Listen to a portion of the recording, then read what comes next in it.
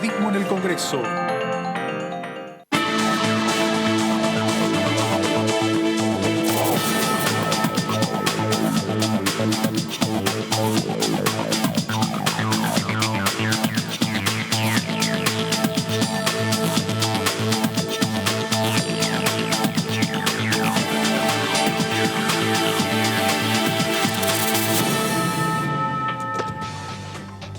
Bueno, aquí estamos. Hola, hola, hola. ¿Cómo va el abrazo de la tarde?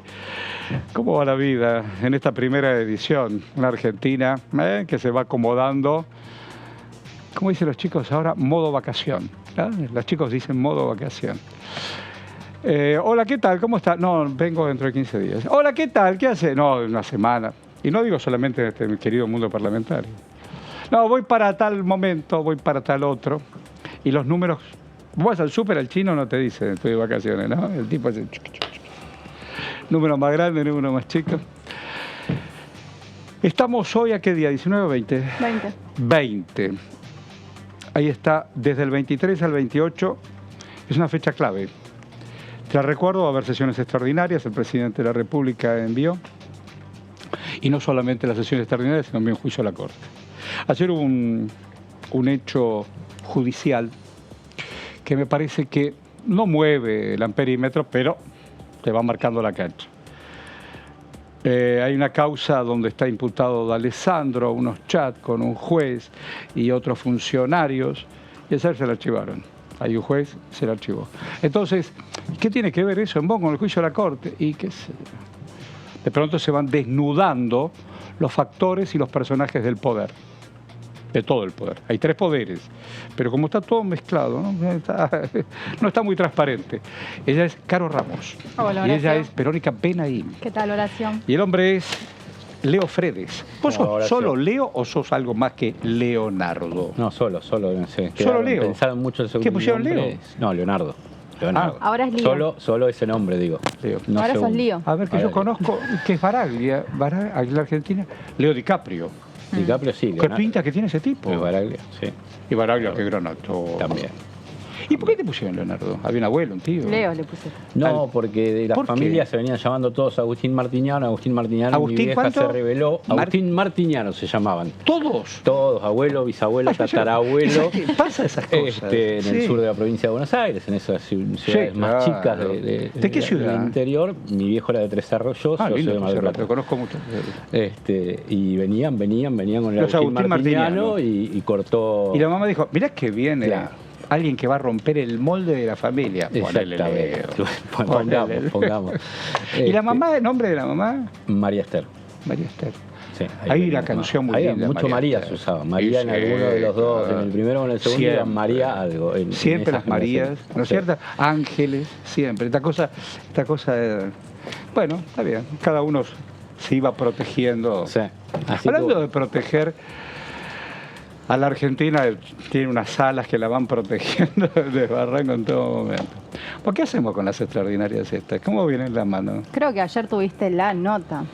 Hubo un montón de ¿No? notas. Ayer Pero sobre hubo un todo gran título. Claro, la nota te la dejó el presidente del bloque del oficialismo, cual. Germán Martínez, la dejó en la pantalla de DTV, quien anticipó básicamente cómo vienen estas cuestiones, tanto Tal las cual. sesiones extraordinarias, tanto el principio o el inicio de la comisión de juicio político. Martínez ayer les decía a ustedes que en principio la semana que viene quiere convocar a los titulares de las comisiones que tienen pertinencia en los temas y proyectos que puso Alberto Fernández en las extraordinarias, quiere hablar con los presidentes del oficialismo. Tiene toda la que disposición. están Siempre lo allí encontré ese hombre con encabezando las disposición. comisiones y también los vicepresidentes, porque su idea es al menos poder avanzar en alguna y Claro, empezar a tal dictaminar, cual. ¿no? Él tiene toda la disposición. Vamos a escucharlo. Esto es exclusiva, la hicimos entre todos los compañeros y compañeras. Todos atentos ayer estuvimos a esta nota. ¿eh? Siempre. Sí, pero ayer más. Por ejemplo. Si todo va bien, probablemente el miércoles de la semana que viene, Anuncio. en mi oficina, en la oficina del bloque, mejor dicho, porque es una sala del bloque, nosotros vamos a estar convocando a los presidentes de todas las comisiones que intervienen en todos los temas A mí qué bueno. de las extraordinarias. Ajá. Y en los qué buena casos, reunión, mirá y en qué los foto casos que esa. no presidamos las comisiones vamos a invitar a los vicepresidentes primero. ¿Para qué? Para pulir tema por tema, comisión por comisión, la estrategia que nos vamos a dar, porque nosotros queremos llevar la totalidad del temario propuesto por el presidente de la Nación a las comisiones. Muy buen anuncio. Hacer todas las reuniones informativas que hagan falta, tratar de sacar despacho en todos los temas que podamos, y yo aspiro a que esta posición inicial, distante, como dijimos antes, de Juntos por el Cambio, pueda ser en algún lugar, no sé, analizada, modificada, claro, y que nosotros tengamos la posibilidad de sesionar. Nosotros queremos trabajar en las comisiones y queremos sesionar durante el periodo de sesiones extraordinarias. Tenemos 5 semanas, quizás las posiciones políticas van madurando. Ayer me lo preguntaban en la TV pública sobre quién estamos trabajando en particular. No, la responsabilidad del bloque oficialista es tratar de convocar a todos. Claro, la responsabilidad nuestra idea, es que podamos, los 257 diputados y diputadas, estar realmente con el deseo de que podamos trabajar en las comisiones y en el recinto. Bueno, ahí está la exclusiva para Diputado TV, don Germán. ¿Cómo sabe el reglamento este hombre? Sí, aparte, como decía Vero, dejó varias definiciones. En primer lugar, el día 26 va a iniciar, bueno, al menos esa es la intención, ¿no? Iniciar el debate del juicio político. Ese día, aparentemente, se van a poner en consideración los expedientes, pero el cronograma tentativo, al menos lo que se analiza en el Frente de Todos, es que el día 2 de febrero... se realice la presentación, o sea, cada autor de proyectos va a exponer, va a argumentar cada uno su pedido de juicio político contra la Corte, y el día 9 de febrero se dictaminaría la apertura del sumario para empezar ahí que me dijeron ya fue la etapa probatoria. Soy un ignorante total. Voy, pregunto y pronto sé un poquito más. Que van a quedar los expedientes acá. Es todo un tema ese, ¿eh? Que van a quedar los expedientes acá. Físicamente los expedientes. Van a quedar los expedientes, es decir, pase lo que pase. Los expedientes de todos aquellos que hoy integran la Corte va a quedar acá. Es decir, en proceso de... No queremos ahora. Pero los expedientes sí, son 3 años. Claro. Atención, porque el 23 puede pasar cualquier cosa. Uno, el otro, qué sé yo, pero eso va a estar ahí. Lo que es poco probable... Quedan públicos. Sí, es cierto que tienen 3 años. Lo que pasa es que es difícil que cualquier bloque político tenga los 2/3, ¿no? Para que se terminen de jugar, ¿no?, hasta el final. No, bueno, la fractura posible de algún otro bloque, algún cisma político en algún lado, y andás a ver lo que vos decís, cuál puede ser el escenario en esta vorágine política que no sabés cómo termina. Vas viendo, claro que estamos en vacaciones, pero se van asociando. La política es un poco eso, somos socios un ratito para ver, probamos, vemos. Ahí el presidente, por ejemplo, pero en carácter de candidato, va a ir a recorrer. No, yo no soy el candidato. Bueno. La Pato Bullrich está con don Mauricio en el sur y vemos, imaginamos. Lo que pasa es que las vacaciones también te permiten juntarte con el Barrio Pinto, porque todos nos vamos de vacaciones y donde vamos, hay el que de Córdoba, de Rosario, qué sé yo, y te da la posibilidad de bajar línea, qué sé yo. Sí. Poco candidato, pocas ideas, pero de cualquier modo la economía no es un tema menor, la diaria, que no es solamente paritaria y el precio del chino. La decisión ayer de Massa de enfriar un poco la economía con el tema de los bonos te tranquiliza un rato, pero la macro, después te ponen los empresarios, no queremos el juicio de la Corte. ¿Y estos quiénes son? Y son los que forman parte y tocan el timbre también en la Corte. Sí, ayer fue un día de comunicados. Primero un comunicado del movimiento sindical, CGT, las 2 CTA, el Frente Sindical, unidos apoyando el juicio político, y la contracara, estos 500 empresarios, entre los que se encuentran la AmCham, Fiat, bueno, muchísimos, rechazando el... Que manejan columnas importantes de economía en la Argentina. Sí, bancos. Los bancos, la espalda de los bancos. ¿De qué estamos hablando? Entonces, cuando vos tenés que tocar el timbre... A ver, en la memoria más corta, en el 2001 todo explotó, sí. Cuando los bancos se quedaron con todos los depósitos, tranquilo, déjalo jugar. Vas a devaluar, Dual, y vamos a ver. ¿Quién está? Remelénikov. Remelénikov. Mandate una devalueta. Y después te mandamos a la Comunidad Económica Europea. Y te acostaron. Y todos aquellos de los 500 que tenían deuda en dólares, la tuvieron en pesos. De un día para el otro. Pero nosotros también, la moneda que teníamos acá, También la tuvimos en pesos. Además, mandate una devaluación porque... Vio, señora, que no dije el 90, ¿no? No. Dije 2001. Digo, vos lo decís ahora, mandate una devaluación y lo vemos en los últimos años y es una devaluación chiquita Pero por supuesto. Veníamos de 10 años de 1 a 1. Te van Entonces, goteando. Esa devaluación era. Cuando vos hoy firmás cualquier acuerdo, sobre todo de laburantes, y te ponen sujeto a revisión en junio, a mí me está pasando. No solamente en medios de comunicación, acá y afuera, porque la vida. Sujeto a revisión, en la Argentina sujeto a revisión, qué sé yo. Sí. Pero el que aprieta el tornillo o el que se sube el segundo andamio, sabe que le pagan 300 mangos la hora. Sí, también. Estimada. Sí, Horacio, otra de las definiciones que dio Germán Martínez, y lo adelantaba también Vero, es qué va a pasar con los otros temas de las extraordinarias. Claro. Él dijo, nosotros no resignamos el temario de extraordinarias, más allá de que van a seguir adelante con el juicio político, están convencidos de que pueden conseguir los votos para avanzar con los otros proyectos del temario. El día miércoles aparentemente habrá una reunión de los presidentes de las comisiones del Frente de Todos, por supuesto, para ver uno por uno qué temas se pueden llegar a activar. Y uno de los proyectos que la verdad que le debo la idea a la diputada Mara Brauer, porque esta semana le hicimos una entrevista y ella decía, uno de los temas importantes de las extraordinarias es el Plan Nacional de Ciencia, Tecnología e Innovación 2030. Ella es la vicepresidenta de la Comisión de Ciencia y Tecnología y por eso es que resaltaba este proyecto que tiene un título importante, ¿no? Estamos hablando a casi 10 años, ¿no? 2030. La iniciativa fue aprobada en el Senado el 27 de octubre, hace no mucho tiempo, con 58 votos a favor, solamente uno en contra, la senadora del PRO de la provincia de Córdoba, Carmen Álvarez Rivero. Y en diputados tiene giro a esta comisión que me parece interesante analizar qué va a hacer su presidente, Facundo Manes, ¿no? De la UCR. La comisión es la de Ciencia, Tecnología e Innovación. Cualquier proyecto que uno piense, si no está involucrado en tecnología e innovación, no podés pensar. No podés pensar, si no es una regresión. Cualquiera. Hay un mundo que está mirando mucho más lejos y sobre todo si apuntás a ese número, al 2030. Claro, es un plan que en realidad ya está, digamos, elaborado. Lo que pasa es que se envió el proyecto de ley al Congreso para darle fuerza de ley, ¿no? Para ratificarlo y que se transforme en una política de Estado. Por eso acá Mara Brauer señalaba esto, ¿no? ¿Qué va a pasar? Facundo Manes ¿va a rebelarse al bloqueo de Juntos por el Cambio? ¿Va a convocar a la comisión para tratar este tema en el cual él está de acuerdo? Un hombre que viene de la ciencia, digo, qué sé yo, tendría que ser el primero en decir, me interesa, me importa. Ella expresó que está a favor, difícil también oponerse, ¿no? Pero siendo uno de los temas que son una de las banderas del diputado... Más, esta semana que pasó, él presentó un libro que tiene que ver con esto. Mira. Que tiene que ver con el mundo que viene, que la Argentina tiene que ponerse a la altura. Yo estoy de acuerdo en ese concepto. Sí.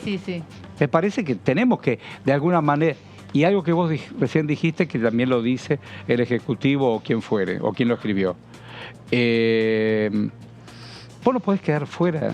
No, tienes una política de Estado. Claro, exactamente. Bueno, entonces interesante para ver qué hace Manes en función del bloqueo que impuso Juntos por el Cambio. Hay que ver si ese bloqueo también alcanza a las comisiones o al recinto. No está muy claro. No. Tampoco está muy claro por cuánto tiempo lo van a sostener, ¿no? Es un poco delicado el tema. Vamos a la siguiente placa. El plan define un conjunto de políticas para la próxima década y traza 10 desafíos nacionales, que ahora los vamos a repasar uno por uno, vinculados al área, y fue elaborado por el Ministerio de Ciencia, Tecnología e Innovación, que encabeza Daniel Filmus, durante más de un año. Filmus estuvo en el Senado, defendió el proyecto, luego pasó a diputados. Colaboraron las provincias, las regiones, organismos del Sistema Nacional de Ciencia, Tecnología e Innovación y también actores de otros ámbitos. Así que viene con bastante consenso, al menos desde el afuera, ¿no? Vamos a ver entonces los 10 desafíos nacionales que establece el proyecto. En realidad el proyecto es larguísimo porque por cada desafío establece cuáles son los objetivos, cómo se van a cumplir esas metas. Acá simplemente trajimos algunos de los títulos, ¿no? de este plan nacional. El número 1, erradicar la pobreza y reducir la desigualdad y la vulnerabilidad socioambiental. Número 2, impulsar la bioeconomía y la biotecnología para incrementar la producción sostenible y alcanzar la soberanía alimentaria. Qué buen concepto, ¿no? El de soberanía alimentaria. Claro. Número 3, cada título de estos tendría para desarrollar, sí, vos sabés que muchísimo. Cuando vos termines el punto 3, quiero que lo pensemos juntos algo de soberanía alimentaria. Punto 3, contribuir al diseño de políticas para fortalecer la democracia y ampliar los derechos ciudadanos. Digo, porque en esto de la soberanía alimentaria, y lo vemos charlando de que somos chiquititos, tenemos todo. ¿Por qué yo le tengo que mandar? Bueno, hace 200 años teníamos las ovejitas, la lana, los ingleses después te mandaban el género. O Benetton tiene 1 millón de hectáreas y después te manda el pullover. Le digo, ¿por qué yo no puedo hacer el pullover? ¿Por qué yo necesito mandarle, qué sé yo, a ver, tengo el maíz, ¿por qué le tengo que comprar a esa empresa gigantesca después el cornflakes? ¿Por qué lo tengo que comprar? ¿Por qué no lo hago yo? Sí, totalmente. Y en una cajita así. Lo mismo que el otro día, ayer lo charlaba con un compañero de deporte que estaba jugando, viste, jugó Ronaldo con Messi, qué sé yo. En la camiseta de ese tipo, que es un tipo muy grande, muy importante, qué sé yo, Ronaldo, Messi también lo es, tenía la marca de la papa frita esa de Vermú, ¿no? Sí. El tipo es Gardel, es Ronaldo. Pero atrás tenía la camisa, tenía el logo de la papa frita esa color amarillo. El otro día yo le digo, pues ya sé, son 2 mangos acá, 4 mangos acá, 3 millones de dólares, está todo bien. Atención, toda la producción de papa que tiene Balcarce, que es una firma muy importante que además tiene gaseosa, toda la producción de papa la tiene esa empresa. Y el tipo una papa, haces una bolsita. Una bolsita vale casi 1 luca. Sí. 1 luca. Y que no trae tanto, además. Con 2 papas que te la recontra filetea. Sí. Entonces voy a decir, cuando vos vas a soberanía alimentaria, es eso. La papa es mía. Yo compro la máquina y te hago 20 rodajas de papa. Y así a escala lo que quieras. Totalmente, sí. Además en un país que tiene producción ¿no es cierto? para millones de habitantes, ¿no? Esta fue una pelea. Ahora viene la CELAC. Venezuela tiene la reserva de petróleo más grande de Sudamérica. Sí. Y no tiene otras alternativas. Y tenés el cliente, más allá de los gringos y qué sé yo.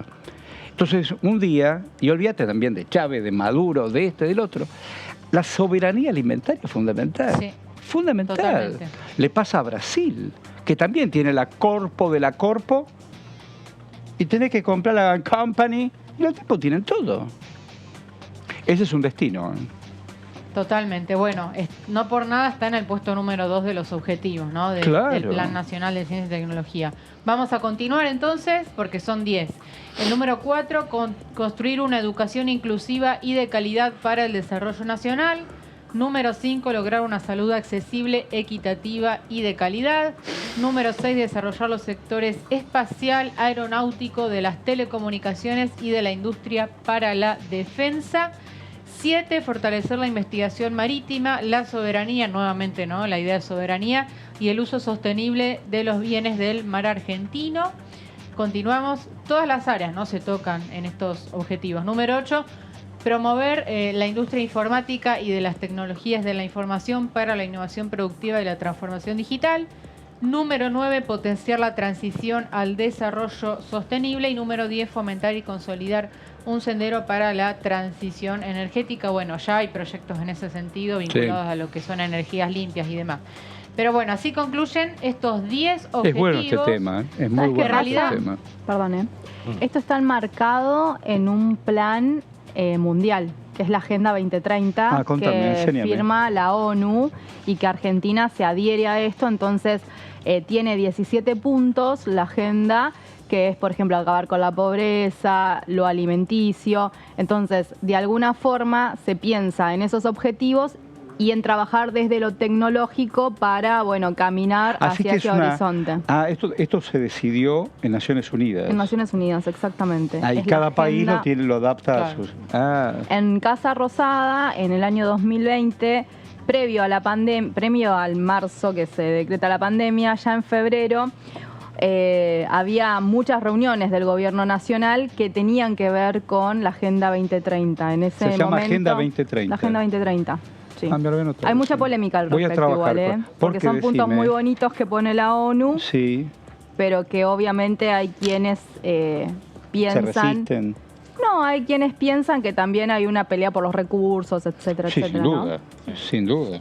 Y hay un tema fundamental, el agua. Bueno, ahí va. Uno de los recursos. El agua. Todo el acuífero guaraní. Y la Antártida. Todo el agua. ¿Qué dijo? La Antártida. Ah, claro, claro. Hoy hablé con el querido Marcelo Chelo Ayala, que es un compañero de Radio Nacional, que fue a hacer un panorama de noticias. También hizo el viaje que vos hiciste el año pasado con el barco. Al Irizar. Irizar bajó a la Antártida y estuvo en Base Esperanza, donde está la radio nacional, y de ahí hizo el panorama. Y me acordé mucho también de vos, porque vos habías contado que también te marcó una... No llegamos a la Antártida igual nosotros. En mi viaje no fuimos a la Antártida. Acá sí llegaron y bajaron. Porque la campaña de fin de año que hace siempre el Ministerio. Pero el agua tan rica y tan pura está ahí también. Y también lo quieren.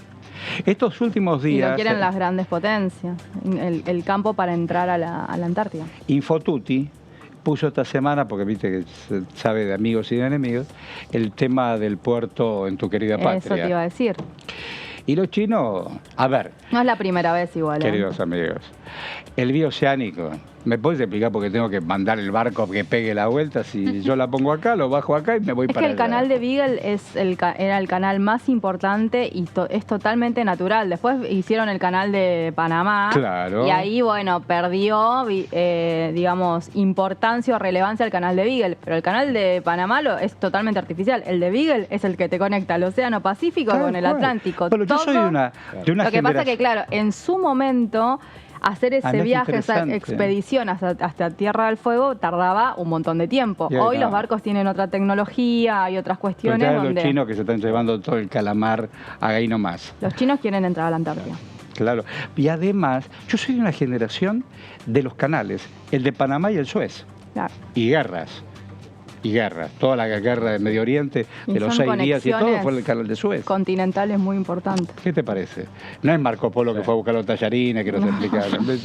Claro. No, y hoy es otra, no son los barcos en los que claro, porque además vos una base estratégica ahí. Ya hay una en Neuquén igual, Ellos tienen ahí, ¿no? ¿Pero está funcionando? Sí. Sí. Con perfil bajo, pero funciona. ¿no? Claro, y siempre desde el lado iría vinculado a la ciencia y tecnología, porque también hay mucho ahí, ¿no? El estudio, los análisis, etcétera, etcétera, pero también tiene que ver un poco con la estrategia y las especulaciones. Claro, el tema satelital, el tema de las comunicaciones. Porque una cosa es que juguemos con esto. Uy, vos sabés que yo tengo la geolocalización. Con la geolocalización sé dónde está el cardumen, sé dónde está esto. Imagínate si nosotros con un teléfono sabemos varias cosas, imagínate lo que podés hacer con todo el aparato. Hacen guerras quirúrgicas. La guerra quirúrgica dolorosamente sabemos. Quiero la casa 4, track y no estás más. Y sí, es así. Básicamente tiene que ver con una guerra de la información hoy. O sea, ¿no? Sobre todo, si tengo la información, gané. Pero bueno, sí, claramente la Agenda 2030 y el proyecto que presenta Caro va de la mano con estas cuestiones de trabajar a futuro. En Casa Rosada se paralizó bastante el debate por la pandemia. Claro. ¿Sabes quién estaba mucho en ese momento? Tolosa Paz. Pero cuando ella no era ni siquiera era diputada, era encargada de la mesa del hambre. ¿Se acuerdan que ella estaba con el tema alimenticio? Bueno, en ese momento ella era una de las voceras de estas reuniones que había en función de cara a la Agenda 2030. Está bueno. Voy a trabajar sobre eso. Te ha gustado mucho ahí en Casa de Gobierno. Vos estabas acreditadísima. Yo estoy acreditada. No voy, pero... No, pero digo, antes de la pandemia estabas un montón ahí. Sí, durante el gobierno de Macri me acreditaron. Sí. Bueno, decime... no sé si sigue mi dedito. Extraordinarias. Bueno, veremos qué pasa con este proyecto. En realidad el proyecto es un artículo que dice apruebas el Plan Nacional y a continuación es los puntos. Los 10 puntos desarrollados, ¿no? Sí. Para el tema de las universidades no le encuentran la vuelta. Vamos a ver qué piensa CEF. A ver, diputado CEF, lo escucho. Usted sabe que hay muchísimos argentinos que no terminaron la primaria, un porcentaje altísimo. y el 50% deserta de la secundaria, y vamos a crear 9 universidades nuevas, de las cuales 6 es en el Gran Buenos Aires, que concentra el 40% de la población, deformando, desarticulando el país, todo mal encarado, todo mal encarado. No quiero entrar de que las universidades se transforman en apéndice de la política y de la burocracia que política va generando. No quiero hablar de que muchas veces tercerizan contratos que las municipalidades, las gobernaciones no quieren realizar o no pueden realizar porque lo tienen vedado y lo hacen vía contratos con las universidades. Es decir, hay una necesidad de qué tipo, por ejemplo, en Cañuelas, para crear una universidad en Cañuelas. En Pilar, ¿cuál es el sentido de una universidad en Pilar? ¿Qué va a estudiar? Real estate, ¿qué va a estudiar? ¿Qué se va a estudiar? Turismo, es decir, hay que remodelar eso. No es así como se piensa. No es creando universidades en un país que tiene el 60% de argentinos que no han terminado la primaria, no han terminado la secundaria. Es espantoso esa situación. Primero resolvamos el problema de la secundaria. Está en ruinas. Entonces, ataquémoslo donde hay que atacar, no hagamos política con la educación. Y menos no concentremos universidades en el Gran Buenos Aires. En todo caso, hagamos la universidad en zonas semirurales, por decir así, para generar el despoblamiento de la zona metropolitana y generar arraigo. Por ejemplo, cuando se creó la Universidad de Villa María, yo sé que Villa María explotó, se transformó en una ciudad intermedia muy importante. Bueno, eso podría ser interesante, pero con una visión geopolítica, no concentrando 6 universidades en el Gran Buenos Aires. Bueno, ahí está Don Asef diciendo lo propio.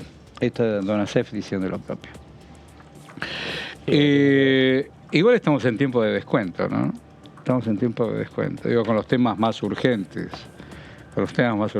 Sí, es cierto que también lo hemos charlado en estos últimos días. Hay una agenda pública, que no es un tema menor, y a fin de mes se va a conocer el veredicto que tiene que ver con el crimen Fernando del pibe Báez, Sosa, y después viene también lo del chiquito Dupuy.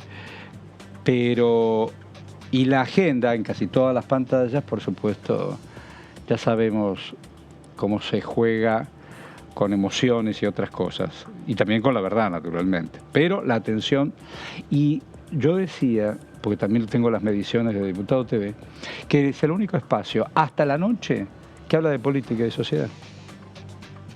Y entonces quien te quiere encontrar, te encuentra, no solamente a los compañeros y compañeras, el tema, qué es lo que se discute en política y en economía.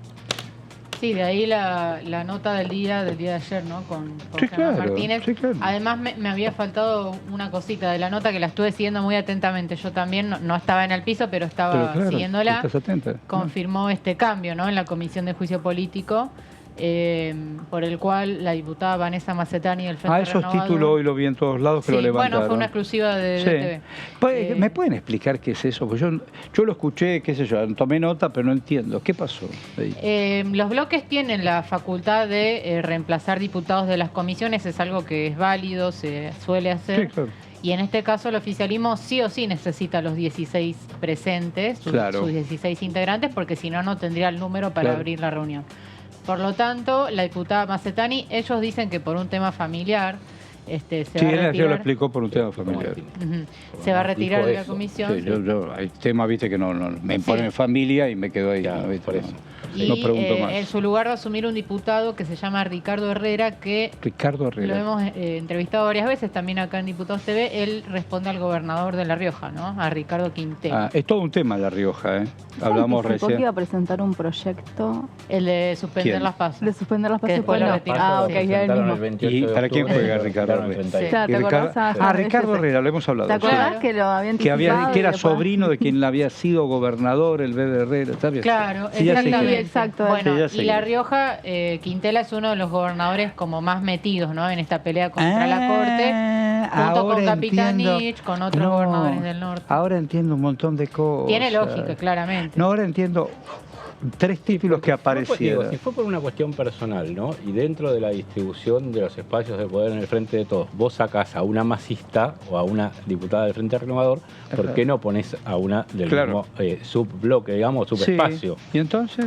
Entonces lo que dice Carlos, Germán Martínez dijo el tema era familiar y todos, o sea... Y cada uno no repreguntamos. No repreguntamos. No te metes. Tenés el antecedente de que cuando se trató lo de la deuda del fondo a principio del año pasado, cuando esta división que se genera en el bloque oficialista, cambiaron a algunos jugadores de la Comisión de Presupuesto, porque el kirchnerismo no quería firmar el dictamen, pero tampoco quería impedir que el tema avanzara. Me vuelve loco. No, pero tiene sentido. Entonces, digo, facilitaron cambiando nombres. Es este caso. No los expusieron. Ese fue político el caso. Te digo, ahora entiendo el tema de La Rioja. Porque viste que el gobernador decidió que el litio, entre otras cosas, la explotación, sea de recurso estratégico. Es un recurso estratégico. ¿Hablas de La Rioja? La Rioja. Lo mataron. Y ahora entiendo que por elevación... Bueno, vamos a encontrarnos con alguien que queremos escuchar. Dale.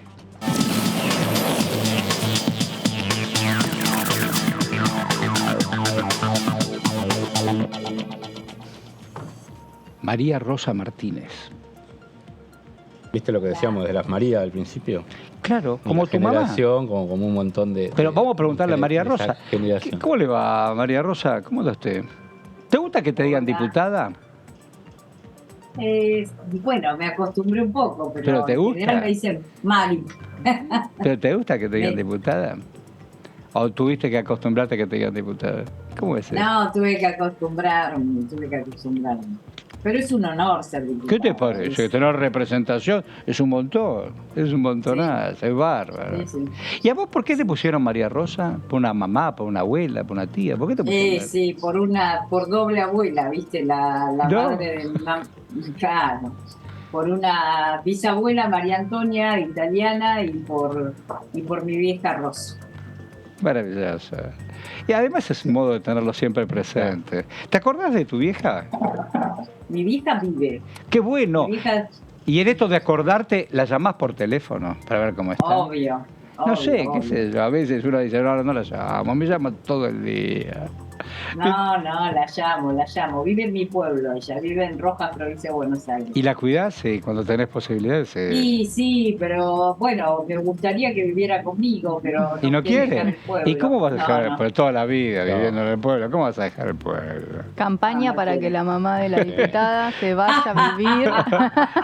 Iniciamos. No, pero aparte bárbaro, es un desarraigo. Los padres se ponen en ese sentido mucho más firmes, no quieren dejar sus casas. Y no, es un desarraigo. Y si te voy a ir a... ¿Para qué no me quedo acá? Pero no te quiero ir a molestar. Yo saludo a tal, saludo al otro, claro. Pasa. Exacto.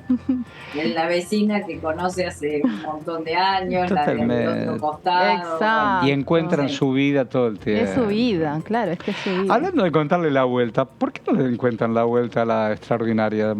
¿Se le va a encontrar la vuelta a la sesión extraordinaria? ¿Qué crees? Yo creo que nunca hay que aflojar de no, claro que no, por supuesto. Que la Cámara de Diputados funcione, es una responsabilidad institucional, y hay que intentar por todos los medios. Quiero decir con esto que hay que hablar con cada uno, cada una. Bueno, ayer Germán Martínez, que lo tuvimos acá, sostiene exactamente lo que vos estás diciendo. Sí. Mira, por no funcionar en diciembre hay 800.000 personas, de las cuales el 80% son mujeres, que no pueden jubilarse. Es una responsabilidad enorme. ¿Qué te parece? Y la verdad que la extorsión en estos tiempos, ya tenemos demasiadas expresiones de eso. Plantear de antemano que no se va a funcionar porque es un tema de controversia, como es el juicio a la Corte, cuando hay que hacer un proceso para eso. Tal cual. Nosotros estamos pensando en que el 26 se reúna la comisión, fije una agenda, el 2 nos estarán llamando seguramente para presentar los proyectos que se han presentado, como por ejemplo el del diputado Carro, y presentamos en conjunto el de el mal desempeño a cargo del Poder Judicial, de la obra social del Poder Judicial de la Nación, y después, a partir de ahí, se tomará la decisión de si las causales por las cuales se acusa, porque nosotros no juzgamos, funcionamos como Cámara de Diputados, como fiscales en este caso, tal cual, son lo suficientemente importantes, y ahí, como para empezar el proceso, y ahí se llamará a las personas que van a testificar, y después, de acuerdo al dictamen, pasará. ¿Y vos qué opinas de la, senadores. ¿y vos qué opinas de la Corte? Lo que pasa es que creo que no amerita opiniones. Me parece que hay hechos que demuestran claramente la parcialidad de la Corte Suprema. La parcialidad, esa es la palabra. La parcialidad. Mira un poquitito nada más. Claro. Sí. Y además hay como una justicia amañada todo el tiempo. A mí me pareció gravísimo lo que pasó en el día de ayer. Claro, el archivar la causa de Alessandro.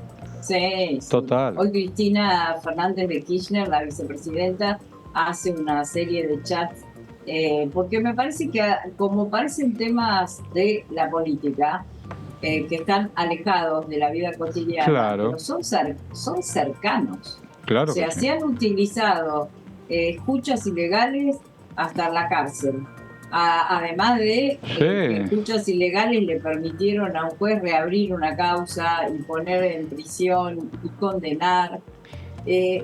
Lo de Lara San Juan, sí, los familiares. Bueno, no, es tremendo. Yo creo que hay un nivel de parcialidad y de mal desempeño de los deberes de funcionarios, que espero podamos transitar y probar, pero que es a la luz pública, ya no hay como demasiada impunidad. Cuando hay tanta impunidad es preocupante, porque la historia más temprano que tarde juzga esa impunidad. Acá mis compañeros y compañeras quieren hacerte algunas preguntas, por favor, Martínez. Sí, diputada, Carolina Ramos la saluda. Antes de la pregunta, nos acaba de llegar seguramente a Leo y a Vero también. Se ha formalizado la convocatoria a la Comisión de Juicio Político para el día jueves 26 a las 11 de la mañana. ¡Qué noticia! Exactamente. ¿Qué noticia? Sí, se acaba de oficializar, digamos, lo que adelantó Germán Martínez ayer aquí en el piso. Diputada, yo le quería preguntar, porque usted presenta este proyecto junto con Pablo Carro, vinculado puntualmente al tema de la obra social. No sé si nos puede describir brevemente cuáles son esas irregularidades que ustedes detectan en el manejo de la obra social del Poder Judicial. 2 o 3 puntos por los cuales ustedes denuncian que hay irregularidades.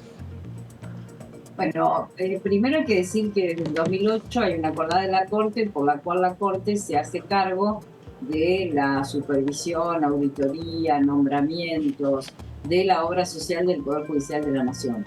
Y hay varias ya denuncias y causas en la justicia federal donde lo que se denuncia es mal desempeño, falta de previsión presupuestaria, falta de nombramientos en el directorio, después que la acordada había manifestado que era muy importante que no fuera una sola persona la que desempeñara ese rol, sino que fuera un equipo.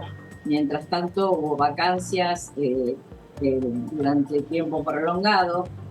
Hubo delegación de firmas sin criterio. En el caso, en general, se comprende a partir de los correos electrónicos que fueron públicos que quien se desempeñaba a cargo era el integrante de la Corte, Maqueda. Sin embargo, nunca hubo un nombramiento oficial de Maqueda a cargo de la obra social. Por lo tanto, el juzgamiento tiene que ver con, o la acusación tiene que ver con la Corte en su totalidad, con los 4 integrantes de la Corte. Bien. Por otro lado, durante la pandemia hubo numerosas demandas vinculadas a que no se usaba tecnología, no había posibilidades de conectar con un médico o una persona para el seguimiento de casos, que no se descentralizaban los medicamentos, las irregularidades vinculadas al tema presupuestario y a la contratación de laboratorios tienen denuncias judiciales. Yo creo que nosotros cuando tomamos esta iniciativa con el diputado Carlos pensamos sobre todo en el derecho a la salud de las y los trabajadores, magistrados y funcionarios del Poder Judicial y los antecedentes que había en este caso, también con la provisión de prótesis, por ejemplo. A la hora de una operación programada no llegaba la prótesis que estaba pedida y otorgada. Esas cuestiones son muy graves. Bueno, vamos a transitar este proceso con la mayor cantidad de prueba posible y sobre todo de responsabilidad, porque me parece que lo que acá no está en debate es que no hay una acusación que intente convertir esto en un caballito de batalla. Es el mal desempeño, la malversación, la falta de responsabilidad en la función, tienen que ser juzgados. Y está previsto en nuestra Constitución Nacional, está previsto no solo en el artículo 53, sino también el 60. Hay varios artículos que hablan y la verdad que parece irresponsable que la oposición hable de que no se puede iniciar juicio político cuando ellos han hecho demandas de juicio político en reiteradas oportunidades. O sea, no solamente es una cuestión de oportunidad. La cuestión que termina desatando esto es, en principio, la intervención del Poder Judicial en atribuciones del Congreso, como en el Consejo de la Magistratura, y el tema de la coparticipación, la falta de previsión en la ley de presupuesto, la intervención en la coparticipación federal. Los primeros que plantearon esto ha sido el presidente de la Nación y los 12 gobernadores.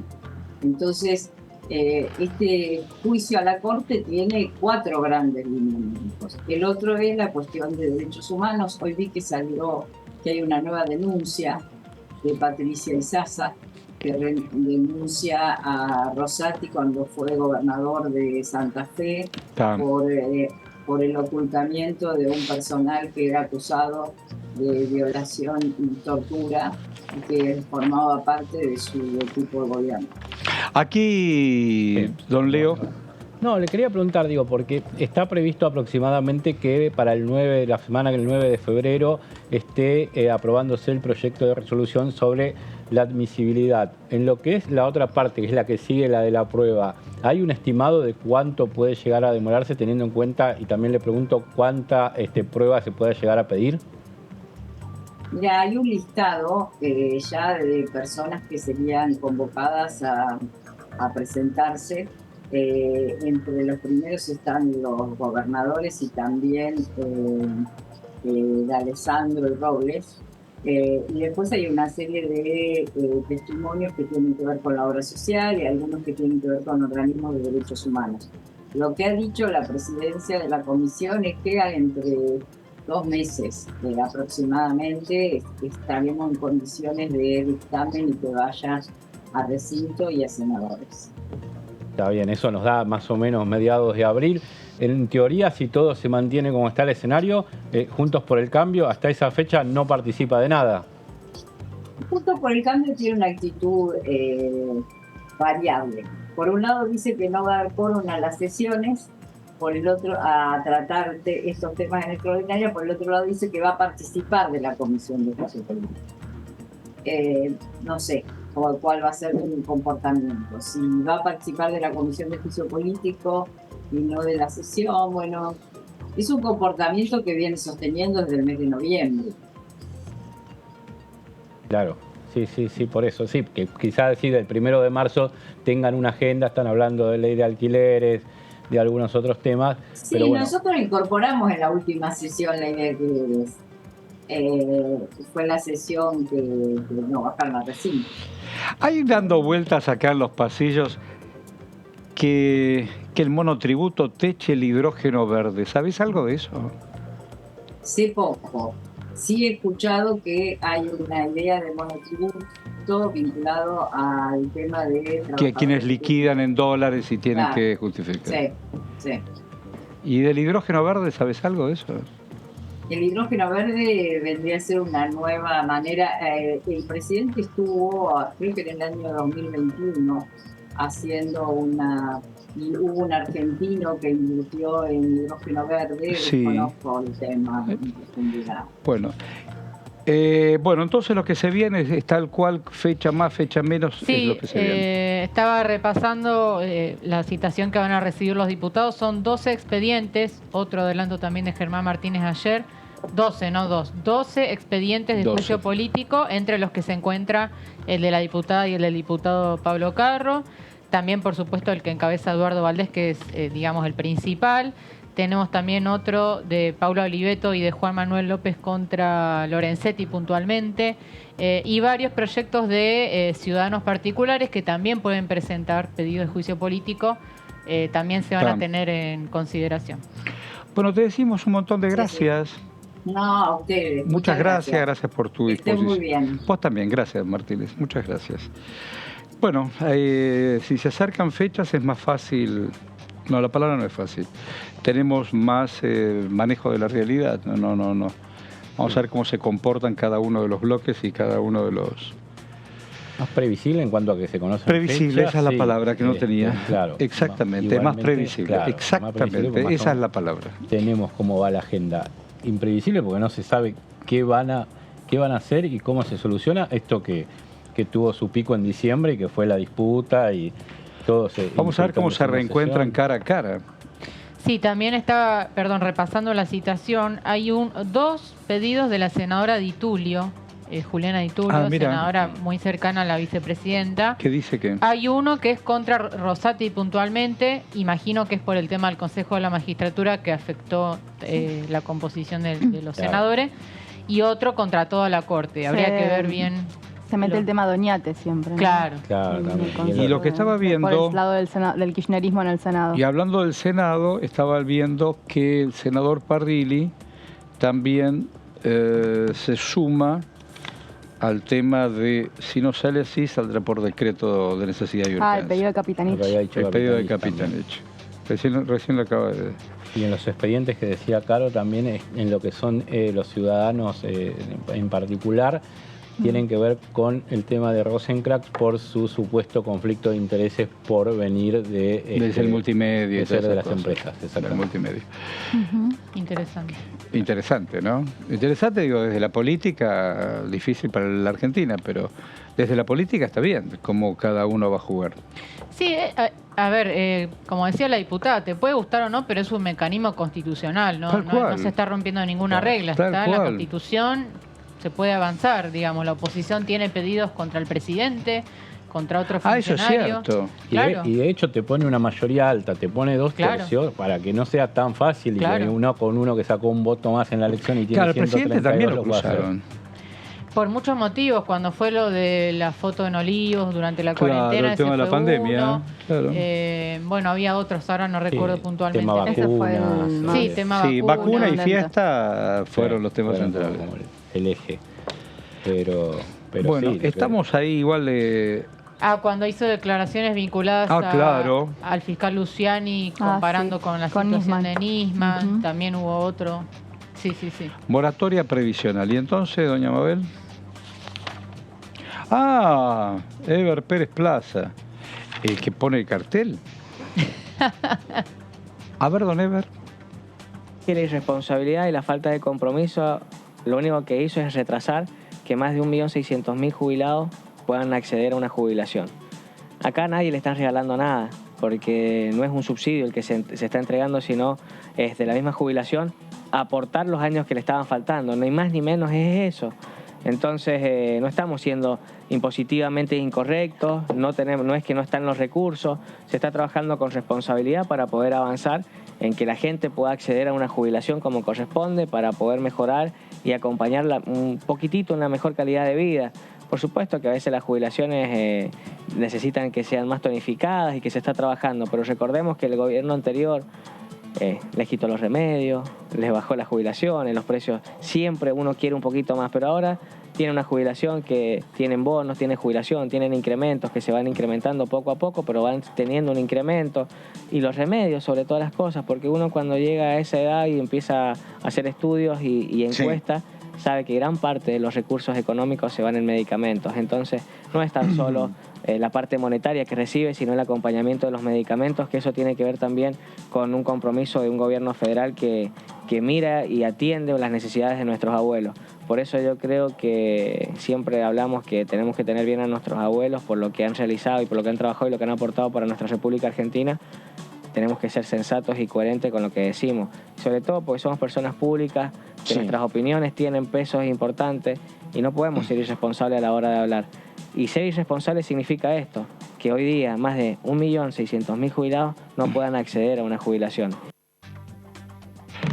Bueno, esta es una postura. A contracara, ya lo hablamos con Carvajal, que entre otras cosas, además de ser abogado, fue juez y además quiere ser gobernador.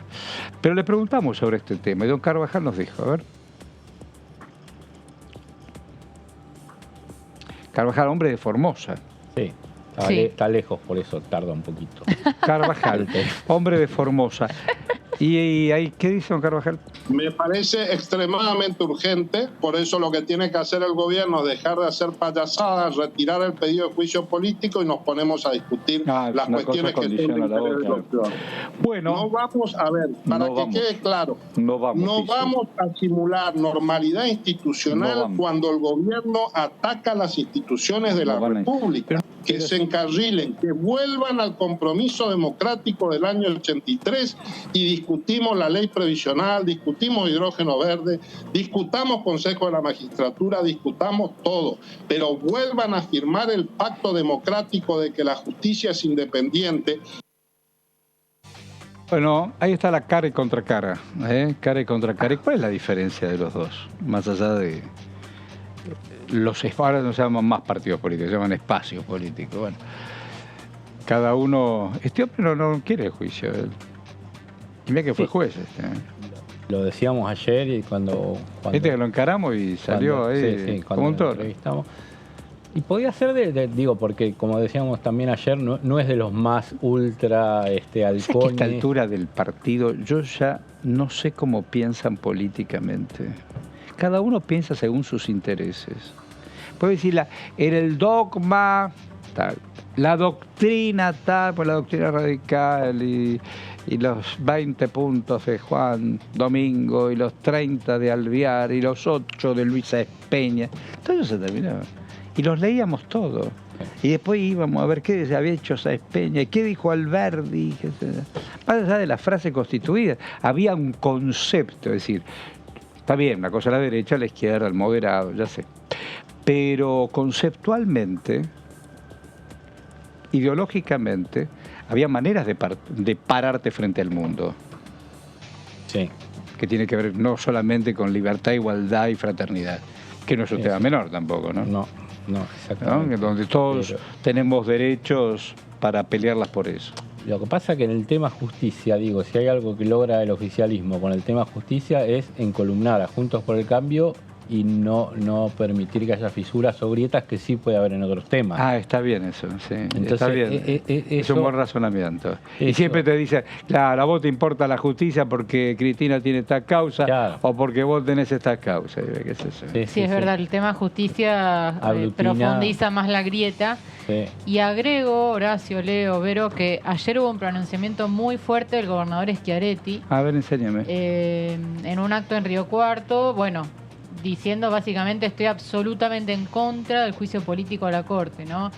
Ya se venía hablando, ¿no? Del rechazo. Bueno, acá lo tuvimos, yo no sabía que vino Devoto, el topo Devoto. Le digo, ¿para quién? No, porque Schiaretti puede ser el presidente. Le digo, ¿vos querés que Schiaretti sea tu presidente? Dice, sí, yo estoy en ese espacio, me dijo. En el Interbloque Federal, claro, él encabeza esa bancada. Él quiere que Schiaretti sea presidente.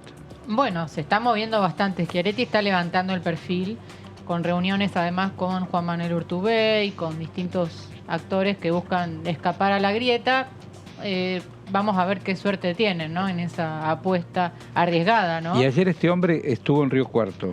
Claro, un acto de Río Cuarto, habló sobre el tema de la Corte y dijo estoy absolutamente en contra. Directamente. Así que ya no hay, por si queda alguna duda, que yo creo que no, ya no hay ninguna de que el bloque Córdoba Federal rechaza absolutamente el juicio político. Igual no tienen representación en la comisión. Acá él está el Topo Rodríguez. Está de la Sota. Está de la Sota, Carlos Gutiérrez, que es el jefe del bloque, que es como la voz de Schiaretti en el Congreso, digamos, y Ignacio García Oresca. Son 3 diputados de Schiaretti. Son Schiaretti. Ahí mencionaste Urtubey, hay un episodio. Ayer Urtubey está casado con Macedo, entre otras cosas, ha sido actriz. Y tiene una hermosa criatura, que es una niña que la gastaron en las redes. Sí, dolorosamente, porque la niña es una nena hermosísima. Como cualquier otra niña, pero como tiene un kilito más a los ojos de alguien. Hay una sociedad que se enfermó. Hay un cierto sector de la sociedad, acompañado, por supuesto, multimediáticamente por unos cuantos, que le hacen daño al pensamiento abierto. Entonces te dejan jugar con esto y decís cualquier cosa. La criaturita, yo no puedo... Y entonces se mezcla todo. No, porque vos, Urtubey, no, porque vos, Macedo. No es por ahí, hermano, no es por ahí. Si querés decirle algo a Urtubey, decíselo. La provincia, política, claro. Esto, el bebito, el angelito de Dios. Bueno, estamos ahí en la Pauseli. No te vayas, estamos en primera edición y nos encanta hacerlo. Andá y vení. Dale.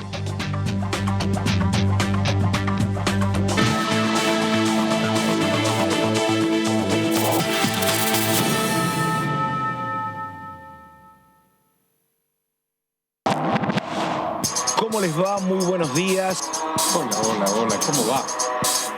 Hola, ¿cómo les va? Bienvenidos a DTV, a la segunda edición. ¿Qué tal? ¿Cómo están? Bienvenidos, bienvenidas a esta tercera edición de DTV.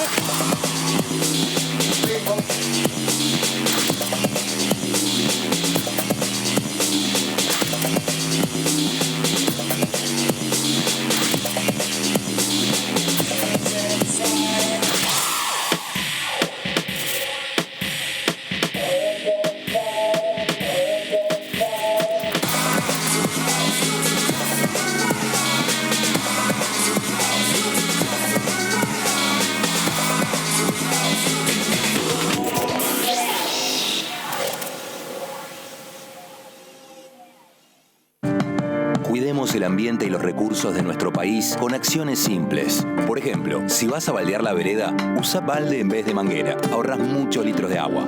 Cuidemos nuestros recursos. Cuidemos nuestro país. Argentina Presidencia. ¿Cómo le va? Esto es la segunda edición por aquí por DTV.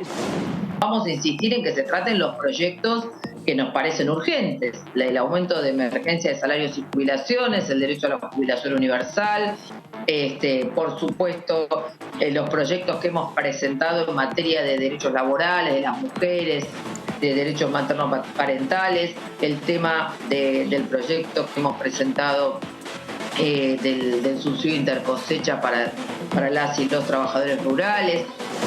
Los temas, si no los tratamos, generan aún mayor descrédito para nuestra función legislativa. Bueno, el resultado que sea el que tenga que ser, pero que las cuestiones que se trata, particularmente aquellos temas en los cuales convocamos a la sociedad que den su opinión, por respeto debemos tratar. DTV, segunda edición, de lunes a viernes.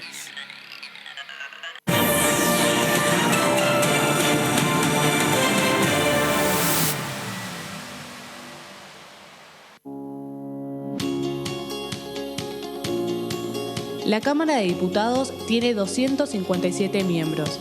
Los diputados debaten y sancionan leyes que rigen en todo el territorio nacional. Algunas de las más importantes son el presupuesto de gastos generales del Estado, el Código Civil, el Código Penal, la forma en que se rige el trabajo, las jubilaciones, entre tantas otras. Además, controla y hace un seguimiento de las políticas del Poder Ejecutivo a través de la visita de diferentes funcionarios o el pedido de informes, así como la posibilidad de realizar juicios políticos a los funcionarios. La duración de los mandatos de los diputados es de 4 años y pueden ser reelegidos indefinidamente. Desde el momento en que asumen y hasta el final de su mandato, no pueden ser acusados, interrogados judicialmente, ni molestados por las opiniones o discursos que imitan desempeñando su mandato. Son requisitos para ser diputado tener al menos 25 años, 4 años de ciudadanía argentina y haber nacido en la provincia por la que se postula o haber residido en ella los 2 años precedentes. Se agrupan en bloques que expresan partidos políticos o afinidad ideológica. Existen también los monobloques integrados por un solo diputado.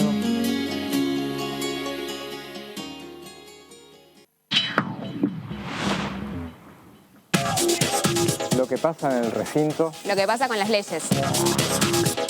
Lo que pasa en el Congreso. Lo que querés saber de nuestro Parlamento. Te lo contamos nosotros. Porque somos tu voz en el Congreso. DTV, el periodismo en el Congreso. Joaquín, mirá, llegaste a casa. Los tres llegamos. Cada vez más argentinas y argentinos están llegando a su casa propia porque seguimos construyendo y entregando viviendas. Primero la gente. Ministerio de Desarrollo Territorial y Hábitat. Argentina Presidencia. Cuando un proyecto de ley ingresa a la Cámara de Diputados, ya sea creado por un legislador, enviado por el Poder Ejecutivo o producto de una iniciativa popular, se trata primero en las comisiones correspondientes para luego ser tratado en el recinto por los diputados. Las comisiones son el ámbito de análisis y debate sobre los proyectos de ley conformadas por legisladores de distintos bloques. Hay 23 comisiones especiales que tratan temas específicos como el atentado a la AMIA y 45 permanentes que tratan temas vigentes como educación y salud. Un diputado puede formar parte de varias comisiones. Cada comisión se compone de un presidente, un vicepresidente y de 3 a 5 secretarios. La duración de los miembros de las comisiones permanentes y especiales es de 2 años. Para que la comisión funcione debe tener quórum, es decir, un mínimo de 15 y un máximo de 31 a 49 diputados. Las autoridades son elegidas por los propios integrantes de las comisiones, que a su vez son elegidos bajo consenso por sus propios bloques. Para que un proyecto sea tratado en el recinto, debe contar con el apoyo de la mayoría de los integrantes de esa comisión. Al finalizar una reunión de comisión, se dictamina sobre la pertinencia de tratar el proyecto en el recinto. El dictamen propone una resolución o decisión sobre una o varias iniciativas o proposiciones.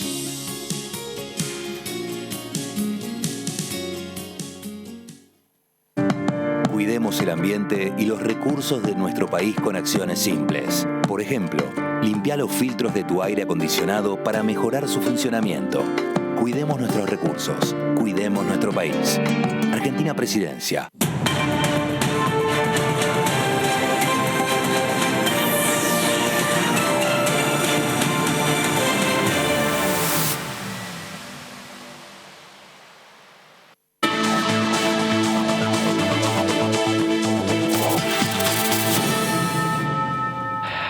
Bueno, qué bueno pensar en voz alta. Y con Luciana Pecker ni te cuento, y con los compañeros, por supuesto. Sí, mira qué lindo plano este. A ver, me haces un plano. Amigos, mirá, me siento acá como... Es una foto de... Claro, congelamos. Es una foto de tercer tiempo. Una foto de tercer tiempo. Y le decimos hola a Luz. ¿Qué tal, Luciana? Hola, Horacio, ¿cómo estás? Decime, ¿por qué le pusieron Luciana? ¿Una abuela, una tía? ¿Quién? No, primera generación de Luciana. ¿De Lucianas? Sí. ¿Único nombre? Luciana Mariela. Mariela. ¿Lo usás el Mariela?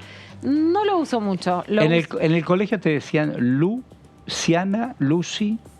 Mucho Lucy. ¿Y Mariela nunca? No, Mariela no. ¿Y no había abuelas, no había tías, no había nada? No, alguna vez escribí con seudónimo Mariela Villanueva, que es mi segundo nombre y mi segundo apellido. Eso me encantó.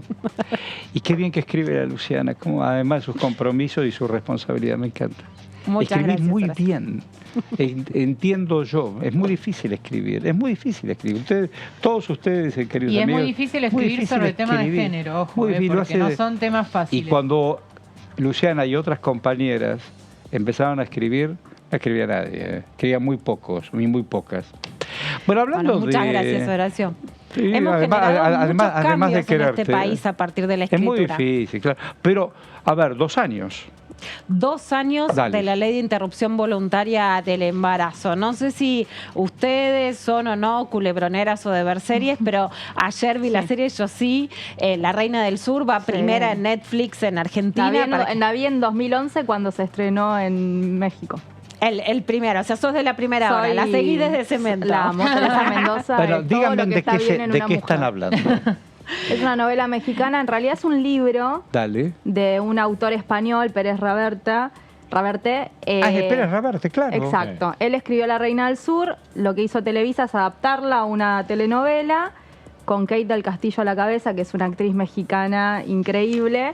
¿Y de qué se trata?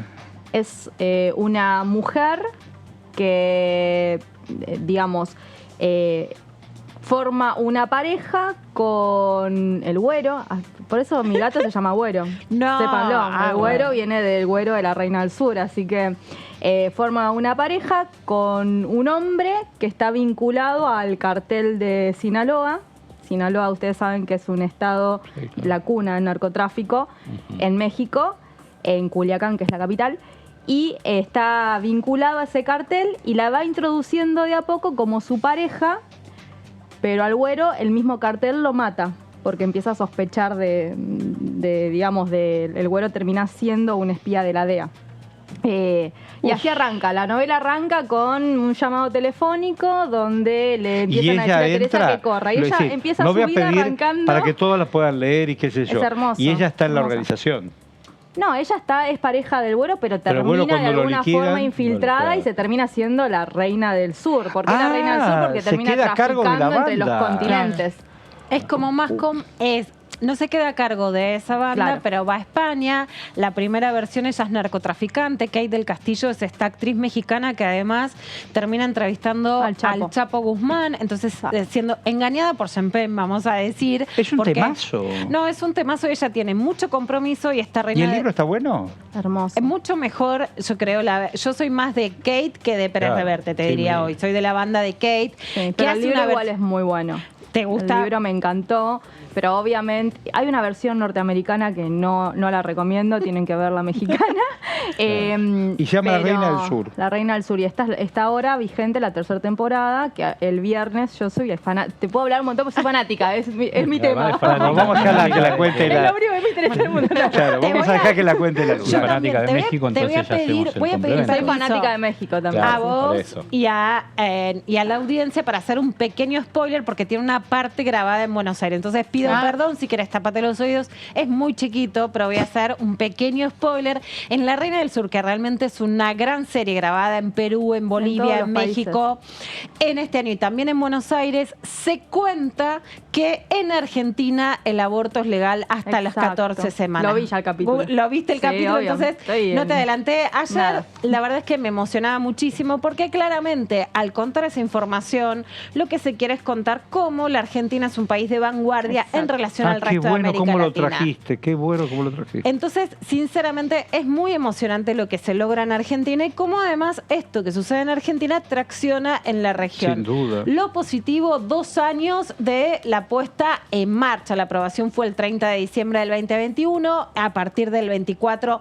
de enero del 2021 entró en vigencia la ley de interrupción voluntaria del embarazo.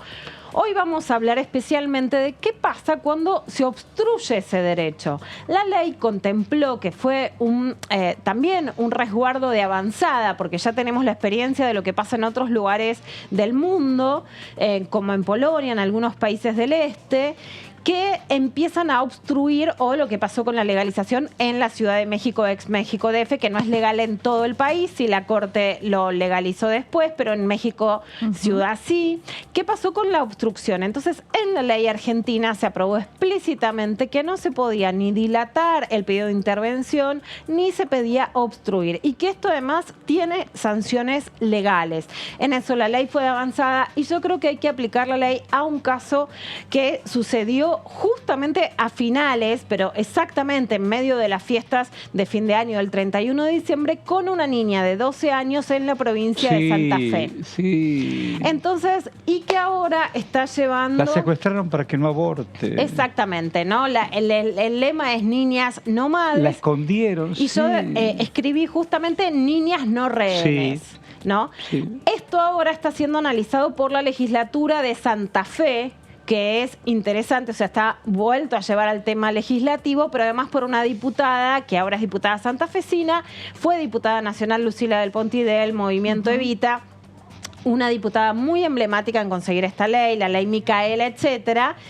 en donde ella lo que pide es que la justicia sancione a la ONG Gravia, es una ONG católica ultraconservadora que busca que por supuesto podría proponer amparo a mujeres, chicas, adolescentes que quieran continuar con el embarazo. Eso por supuesto es una opción y está bien, pero que en este caso hubo una intervención que además, bueno, tuve fuentes, digamos, cercanas a la causa, familiares y de salud, del Ministerio de Salud de la provincia de Santa Fe, que obstruyeron la intervención. Vamos a contar un poco la historia y qué pasa a nivel legislativo, ¿no? La preocupación de las diputadas de Santa Fe es que la ley de interrupción voluntaria del embarazo se cumpla y que no haya una organización para impedirla. Y vamos a contar por qué se explicita la ley argentina y también los procedimientos para que se pueda regular. No se pueden poner obstáculos ni maltratar a las mujeres y niñas, ¿no? Hace 2 años que se implementó la ley 27.610 de interrupción voluntaria del embarazo, empezó a estar vigente a partir del 24 de enero. Si una mujer pide el acceso a un aborto legal, solo la pueden hacer esperar 10 días. ¿Por qué? Porque en la Argentina lo que estábamos acostumbradas con relación a los pedidos por aborto legal, y pasó antes con la ligadura de trompas, es que te digan, sí, pero espera un poquito. Es un tema en el que no se puede esperar un poquito. Justamente en la Reina del Sur lo que cuentan es que en la Argentina es legal hasta las 14 semanas. Entonces después, digamos, si vos dilatás, pasa ese tiempo. Ahora, no solo es legal hasta las 14 semanas, después de las 14 semanas, que fue el caso de esta niña de 12 años, es legal por causales, en caso de violación o de inviabilidad del embarazo, de riesgo de vida o de la salud.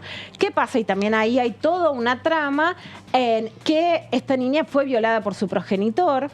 Entonces entraba como un caso de violación, aunque la gestación tenía un plazo mayor al de 14 semanas. Otro tema que también se está investigando en Santa Fe es cómo es la ayuda a las niñas en situación de riesgo. La madre había hecho la denuncia por violencia de género, pero no se sabía que la niña estaba embarazada ni que había existido la violación. Cuando la lleva al médico, ahí se detecta el embarazo, pero claramente el Estado tiene que tener mayor y mejor intervención para detectar los abusos sexuales.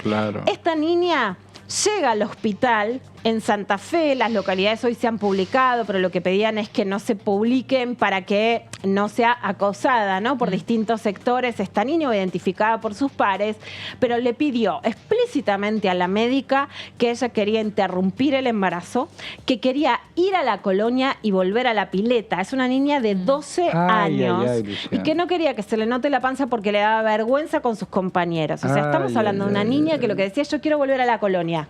Este fue su pedido. La mamá de ella además dice, quiero que esto suceda, quiero que interrumpa el embarazo porque yo no voy a criar a una hija de mi hija y de mi expareja, ¿no? Es una situación, es una violación del padre.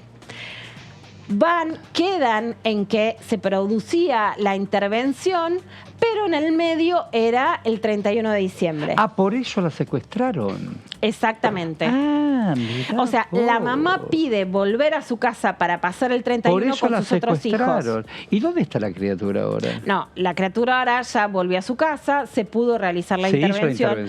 Se hizo la intervención. Durante algunos días, por supuesto, cuidamos la información para que no le hagan nada en el hospital y que se pueda realizar el proceso que se realizó. Mirá si no hubiera existido la ley. Mirá, si no es que igual, aunque no hubiese existido la ley, corregime, Luciana, si me equivoco, las causales ya estaban en el Código Penal, digo, causales después de las 14 semanas ya estaba permitido interrumpir el embarazo por violación, ¿no? Exactamente, o sea, si no hubiera existido la ley, la intervención se le podía hacer porque el aborto por causales existe en la Argentina, del Código Penal, pero además del fallo de la Corte del 2012. Lo interesante es que lo que agrega la ley en este caso, ya no solo para que tenga el derecho, sí es poder condenar a los que lo obstruyen. Para contarles el caso en concreto, la madre se va, una vecina se entera de este embarazo y se pone en funcionamiento esta organización Grávida, que va a buscarla a la casa. Grávida se llama así, que va a buscarla a la casa y le dicen que la niña se puede morir, ¿no? Una información que no era científicamente válida en relación a lo que había dicho la médica. El cura del pueblo empieza a hacer una cadena de WhatsApp en donde se difunde la imagen de la niña. Dicen que ya tenían una pareja. ¿Se difunde la imagen de la niña? Bueno, se difunde quién era, de ¿Pero qué quién pueblo. la puso el cura? Bueno, hay responsabilidad sí en la iglesia local. Y por supuesto es una investigación que ahora está en la justicia. Dicen que ya tienen una pareja adjudicada para darle ese bebé. Por supuesto, en la Argentina hay más demanda de familias, de parejas o de personas que quieren adoptar que de bebés en adopción. No es que es un milagro que aparezca. Esto era lo que daba lugar a un mercado de tráfico de chicos o a un sistema de adopción que es válido si la persona quiere. Tanto a la niña como a la madre se le dio la opción de interrumpir el embarazo, de continuarlo y de dar en adopción o de continuarlo y criarlo. No quiso esas opciones porque son opciones válidas si las personas la quieren, sino que quería interrumpir el embarazo. Se hace esa cadena de WhatsApp y le dicen eso a la mamá sube por su propia cuenta al auto, ¿no? Acá está el tema legal si fue un secuestro o no, pero ¿qué pasa? En el momento que la médica la llama porque habían quedado en realizar la intervención, hubo todo un momento en Santa Fe donde no se sabía dónde estaba esa mamá y esa niña, ¿no? En donde los organismos de niñez tuvieron que salir a buscarla, llaman al teléfono de la madre y el responsable de Grávida empieza a insultar a la médica y a decirle asesina. O sea, ahí sí podemos tomar una situación de rehén. Le saca el teléfono a la madre y además le dice a la médica que no iban a poder encontrar a la madre para llevarla al hospital. O sea que, si bien la madre engañada, pero sube al auto por propia voluntad, hay una intervención y una interrupción en la voluntad de la madre y de la niña. Finalmente es rescatada, digámoslo con estos términos, con la intervención de la policía y de organismos de niñez de Santa Fe. Claro. Pero no es que simplemente le dieron información o le daban otra opción. Esa es la verdadera historia. Sino que hubo una situación realmente. ¿Y el que la embarazó? ¿Dónde está? Está imputado por abuso sexual. ¿Y qué le corresponde a ese tipo? ¿Está preso? Está preso, por supuesto. Está bien. Y la causa avanzó porque primero se escapa el progenitor que es un violador y ahora está preso. No es una situación que, digamos, haya quedado fuera de la órbita de la justicia. ¿Y la criatura está con la mamá? La criatura ahora está con la mamá, vuelve al hospital, se puede realizar la intervención, pero sigue tanto... ¿Lo van a hacer ahora? La intervención ya está hecha hace 15 días. ¿no? O sea, después se pudo ya realizar la intervención. Pobre pibito. Estuvo en el área de pediatría dibujando y jugando para que entendamos que se trataba de una niña, ¿no? De una niña, volvemos a reiterar. Entonces sí, lo que agrega la ley en este caso ya no sería, como bien hablábamos con la compañera, el derecho al aborto legal que estaba desde antes, pero sí las posibles sanciones a Grávida. Y no es solo para este caso, sino Lucila de Ponti lo que me decía es que haya una sentencia que sancione a Grávida para que no haya otras situaciones similares. Que haya otras pibas. Esto era habitual en Brasil y en Argentina. En estos días hubo una reforma del gobierno de Lula que vuelve a permitir el aborto por violaciones porque como por era. Bolsonaro no. No, Bolsonaro no, pero además, por ejemplo, la ex ministra de las Mujeres. De Bolsonaro. De Bolsonaro. Difundió también en su momento, por ejemplo, el nombre de una niña, ¿no? Yo la había llamado en su momento niña peluche porque estaba aferrada a un peluche y se formaban manifestaciones antiderechos o de grupos fundamentalistas religiosos enfrente del hospital donde estaba la niña. Entonces, este es un mecanismo habitual determinado. Lo hacen eso. Claro, entonces es importante que en la Argentina no se permita la continuidad de estas situaciones donde las niñas son rehenes. Entonces, vamos a ver qué dice la ley y qué dicen los protocolos al respecto. Pasamos a la siguiente placa. El primer protocolo ya está realizado también por el Ministerio de Salud de la Nación, pero el protocolo que regula la ley de interrupción voluntaria del embarazo en la provincia de Buenos Aires es muy, pero muy claro al respecto. Y dice esto: el sistema de salud debe garantizar el trato digno, la privacidad, y es muy importante, no se puede difundir la identidad, la confidencialidad, la autonomía de la voluntad con estándares de calidad y acceso a la información actualizada, comprensible, veraz y brindada en lenguaje y con formatos accesibles. No es bla bla, es que no digan que, por ejemplo, una niña se puede morir cuando no es ese un riesgo. Entonces, que la información sea científica y válida es muy importante. En relación al trato digno, se deben respetar las convicciones personales, sociales, políticas por parte de todo el personal de salud. ¿Por qué? Porque a lo mejor hay una enfermedad enfermera que piensa distinto tiene derecho, pero no puede imponerle a las pacientes su forma de pensar. Y esto está estipulado, ¿no? En este caso estoy dando la letra exacta del protocolo sobre ley de interrupción voluntaria del embarazo del Ministerio de Salud de la provincia de Buenos Aires. Si quieren, vamos a otra placa. No se deben realizar prácticas que perpetúen el ejercicio de las violencias de género. Si una niña fue violada, no tiene que seguir siendo abusada en sus propias decisiones ni sintiendo la revictimización de ese abuso. Los centros de salud están obligados a respetar la identidad de género de la persona que decide interrumpir el embarazo. Si se considera varón, mujer, no tienen que maltratarlo o hablarle en un pronombre, en un nombre que no se autopercibe. La privacidad y confidencialidad son centrales y no se puede revelar la identidad de las personas que piden acceso a la práctica. Entonces, quienes han incumplido en este caso tienen que saber que existen consecuencias legales en la Argentina porque está estipulado explícitamente. Pasamos a otra placa. Hay que construir y preservar un ambiente de confianza e intimidad, proteger a la persona gestante de injerencias ilegítimas por parte de terceras personas. O sea, estamos hablando de grupos, no vamos a decir religiosos en el sentido de tener fe, en el sentido legítimo, sino grupos fundamentalistas religiosos o que no quieren que se cumplan los derechos, que entran a la habitación, invaden, generan situaciones dolorosas, intimidantes, que asustan y que tienen, por supuesto, muchas consecuencias. Hay que informar durante la consulta que la confidencialidad está garantizada en todo el proceso de atención. No se puede romper esta confidencialidad cuando alguien va a pedir un aborto legal, seguro y gratuito. No se pueden brindar datos a terceros. Entonces, bueno, acá hay que ver cómo se dio esta filtración. Por ahora se cree que fue una vecina, pero no es que el cura del pueblo o una organización puede enterarse que hay una niña que quiere abortar en un hospital y que sea entonces tomada o de rehén o que la empiecen a hostigar diciéndole, por ejemplo, asesina a una niña de 12 años.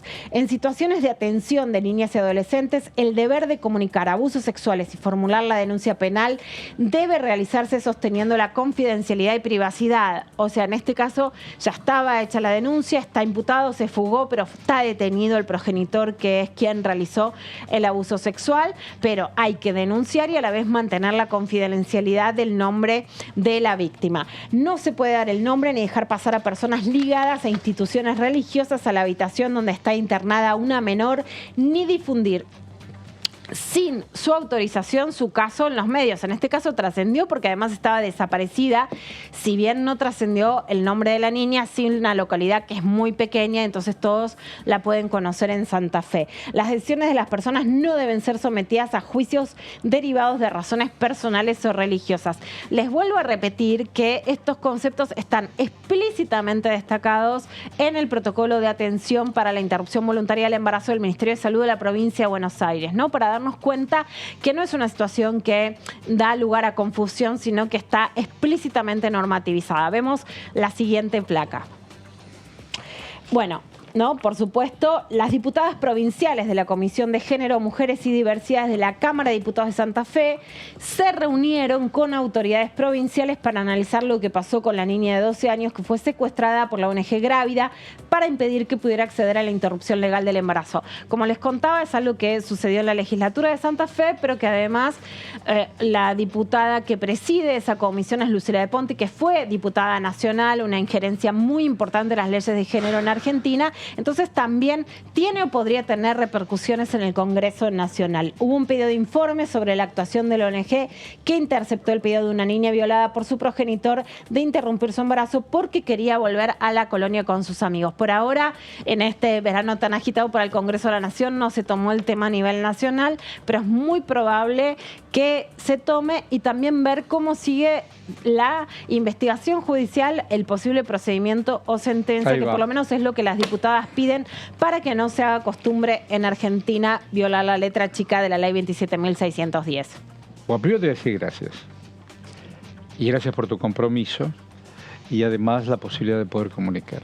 Gracias, Lucy. A ustedes, gracias. Luciana Pecker. Hablando, para seguir pensando en voz alta, vamos al encuentro de Lourdes López, por favor.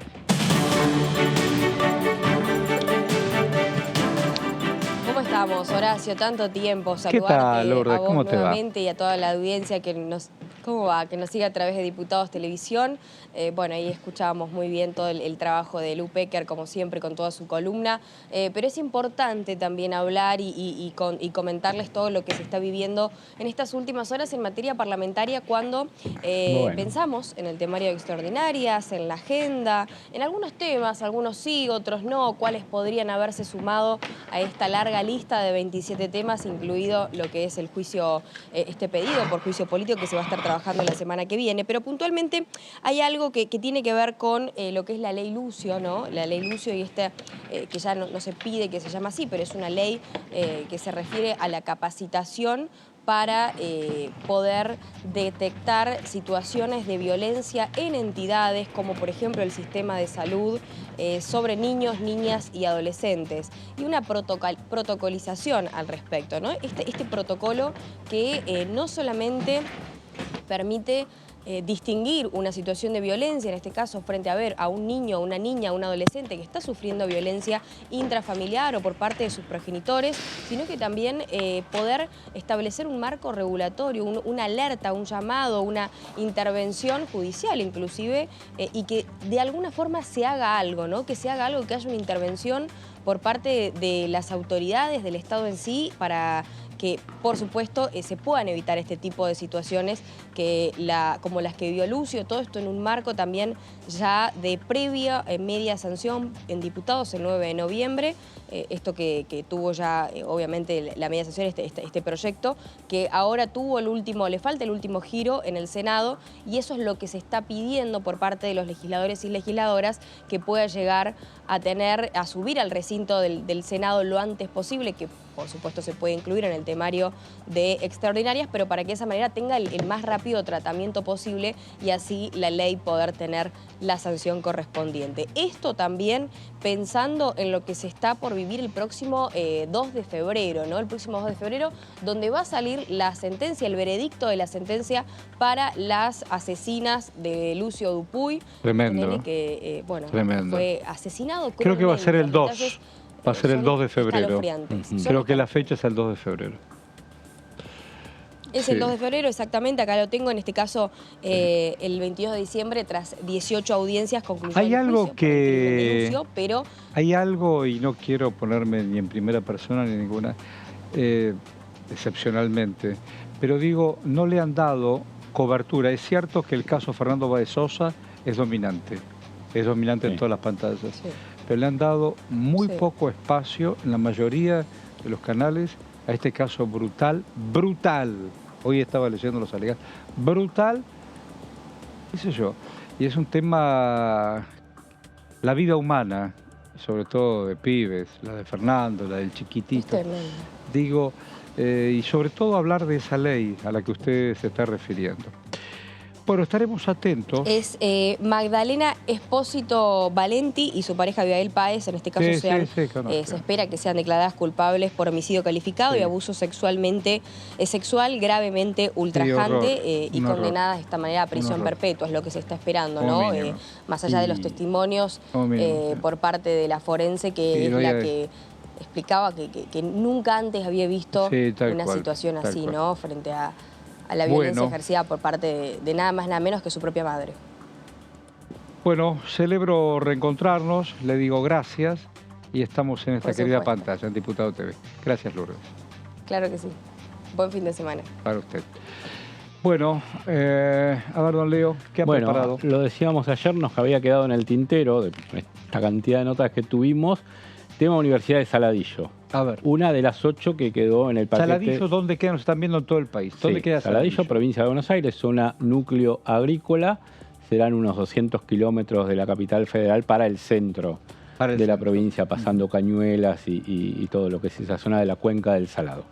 Cuenca del Salado, claro. Claro, exactamente, que cruza llega a la bahía de San Borombón y pasa por el costado de Junín y va hacia el norte todavía. Además hablaba la diputada de su madre que estaba en Rojas, por ahí también anda el Salado. Muy bien explicado, sí. Emiliano Jacobiti, Evolución Radical, es una de las autoridades, además de la Universidad de Buenos Aires.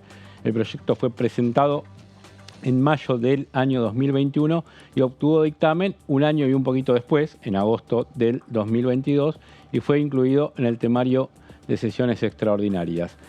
En el camino este proyecto se encuentra con otros dos que venían antes del temario de extraordinarias del 2022, que eran el del Pilar y el del Delta. Con la inclusión de este proyecto, el oficialismo logró un poco más de consenso para los otros dos. Así todos ya sabemos que se llegó a diciembre sin que el tema esté aprobado. Vamos a otra placa. Y el escándalo. El escándalo del tema incluido en la sesión del 1 de diciembre y del 1 de diciembre y del 21 de diciembre. Y en ninguno de los dos casos se pudo tratar. En uno porque no se consiguió el quórum, en el otro el quórum fue objetado por Juntos por el Cambio. Recordemos que había una conferencia de prensa en pasos perdidos y simultáneamente la oposición se quejaba. Bueno, decíamos, la sede central será en el partido de Saladillo y su zona de influencia, es decir, de Saladillo unos 100 y 150 kilómetros, que es lo que se calcula de donde provienen los universitarios que van a estos centros de estudio. Esto incluye a municipios, a los Bolívar, Chivilcoy, partidos que lo que en el interior del país son departamentos en algunas otras provincias. Hablamos de Bolívar, Chivilcoy, Bragado, Tapalqué, Lobos, San Miguel del Monte y 9 de Julio. ¿Tantos? Mirá y vos. tenés 100 kilómetros. ¿Y todos los estudiantes tienen que ir a dónde van? No, es una opción. Y vos ahí tenés la Universidad del Nordeste en Junín. Mirá vos. Para abajo tenés la del centro, la Berría, Tandil Azul. Claro, Tandil es muy importante. Ese tridente, digamos, y si no ya después te tenés que venir que para... esta vendría a aproximarlos a todos. Los aproxima a todos. También está el proyecto de la de Cañuelas, que está también dando vuelta para aprobarse, que también te da un horizonte educativo para ese lado, digamos, de la provincia. Pero hoy por hoy tenés Junín y tenés Tandil Azul o la Berría. Si no, hay que ir a La Plata. Obviamente la mayoría de estos estudiantes van a La Plata, históricamente. Van a La Plata. En la provincia de Buenos Aires lo vimos todo lo que es el área de la zona atlántica y todo eso, se deriva mucho hacia La Plata. Bueno, vemos otra placa. Tenemos antecedentes de que hay lo que se van siendo centros de estudios, es decir, otras universidades que ya están creadas ponen una sede en algunos de estos municipios para dar algunas carreras. Pero no como facultad en sí o como universidad en sí, sino carreras sueltas. Ya en algún momento se vendrá a Quilmes o a donde sea a dar algún final o a revalidar, pero por lo menos no se saca al estudiante del pueblo o de la ciudad. Se llaman extensiones áulicas. Exactamente, se llaman extensiones áulicas según lo dice Jacobiti en el proyecto. En Bolívar tenemos de la Universidad Nacional de 3 de Febrero y de Quilmes. Según veía, una de estas dos tiene que ver con una orientación en trabajo químico y otro tiene que ver en un trabajo como de certificación para tener salida en el SENASA, que son instituciones con fuerte impronta en esa zona agrícola. Tal cual. En Saladillo funcionan extensiones áulicas de la Universidad de La Plata, de la UBA, de 3 de Febrero, también de Lomas en estas materias que estás diciendo. De estas y de otras, más o menos, pero todo va por ese lado. El mundo agropecuario. Sí, no es abogado, contador. Es el mundo agropecuario. Hay trabajo social, también vi, turismo rural en alguna. Un veterinario no. Claro, y ya me parece que incluso así... Es otra escala. Sí, conviene... y en este sentido, que habiendo pasado más de 30 años... Se ha consolidado una cultura universitaria, claro, porque lo que explica Jacobiti en el proyecto es que algunas de estas subsedes o estas extensiones están desde el año 91 más o menos. Entonces ahí toma los 30 años y dice, ya tienen respaldo como para tener una institución propia. ¿Tenés una placa más? No, si queremos hacer una nota y completamos... Terminamos.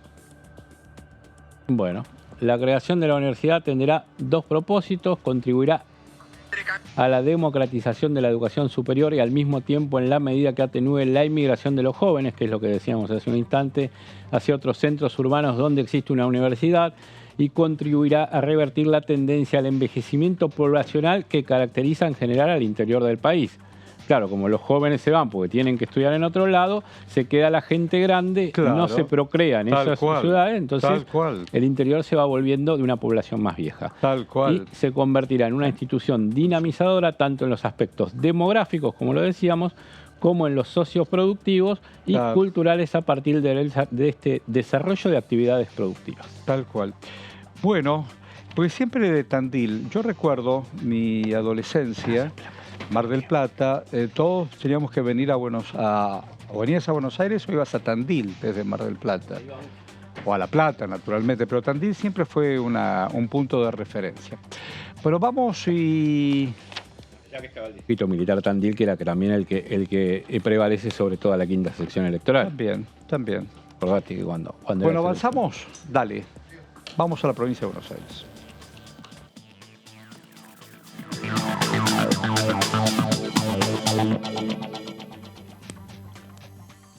Hola, ¿cómo va? Ahí está el diputado Hernán Lombardi.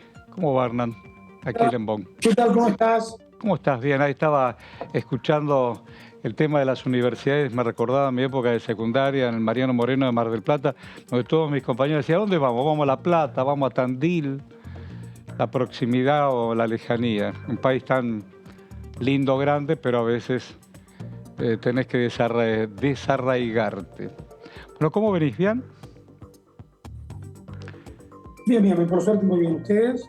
Bien, ahí hoy hay novedades vinculadas con fechas, que me contaba recién, por ejemplo, Caro Ramos, sí, que ya están definiendo, más allá de extraordinarias, convocatoria de comisiones. Contame, así lo podemos compartir con reiteramos, Martí. Si te parece, Horacio, y compartimos con el diputado. ¿Qué tal? Carolina Ramos, mi nombre. El día jueves 26 está oficializada la convocatoria a la Comisión de Juicio Político. Entiendo, bueno, está clara la posición del interbloque en contra, ¿no? de esto. Mi pregunta iba a ¿cómo van a sostener la postura esta de no acompañar ninguno de los otros proyectos de las extraordinarias mientras siga en pie el juicio político a la Corte? ¿Cómo se va a sostener? ¿Qué alcance, ¿no?, tiene esa decisión? ¿Cuánto se va a sostener en el tiempo? Un poco esa es la consulta. No tiene un alcance absoluto. La primera pregunta es, ¿tiene un alcance absoluto? ¿Por qué? Porque está jugando con la división de poderes. Y la división de poderes es el sistema por el cual los argentinos que adoptamos el sistema representativo, republicano y federal en el siglo XIX, queremos seguir viviendo. Entonces, como hay una agresión tan fuerte sobre la división de poderes, el alcance es absoluto. Por otra parte, el oficialismo sabe perfectamente que no tiene mayoría en el recinto. ¿Para qué hace este show? ¿Para qué lo hace? Esa es la pregunta de fondo. Si ya saben cuál es el resultado final. El resultado final está claro. Jamás pasará por el recinto este pedido de juicio político que no tiene ningún justificativo. Pues, ¿por qué lo hacen? Bueno, lo hacen para entretener a la gente con una cuestión mediática. Entonces, si quieren que la cosa funcione y quieren que funcione el Parlamento y a su vez que se trate de otros proyectos, bueno, terminen ya mismo con esta cuestión, que además es un barco que no lleva a ningún puerto. Sí, diputado, ¿cómo le va? Leonardo Fredes lo saluda.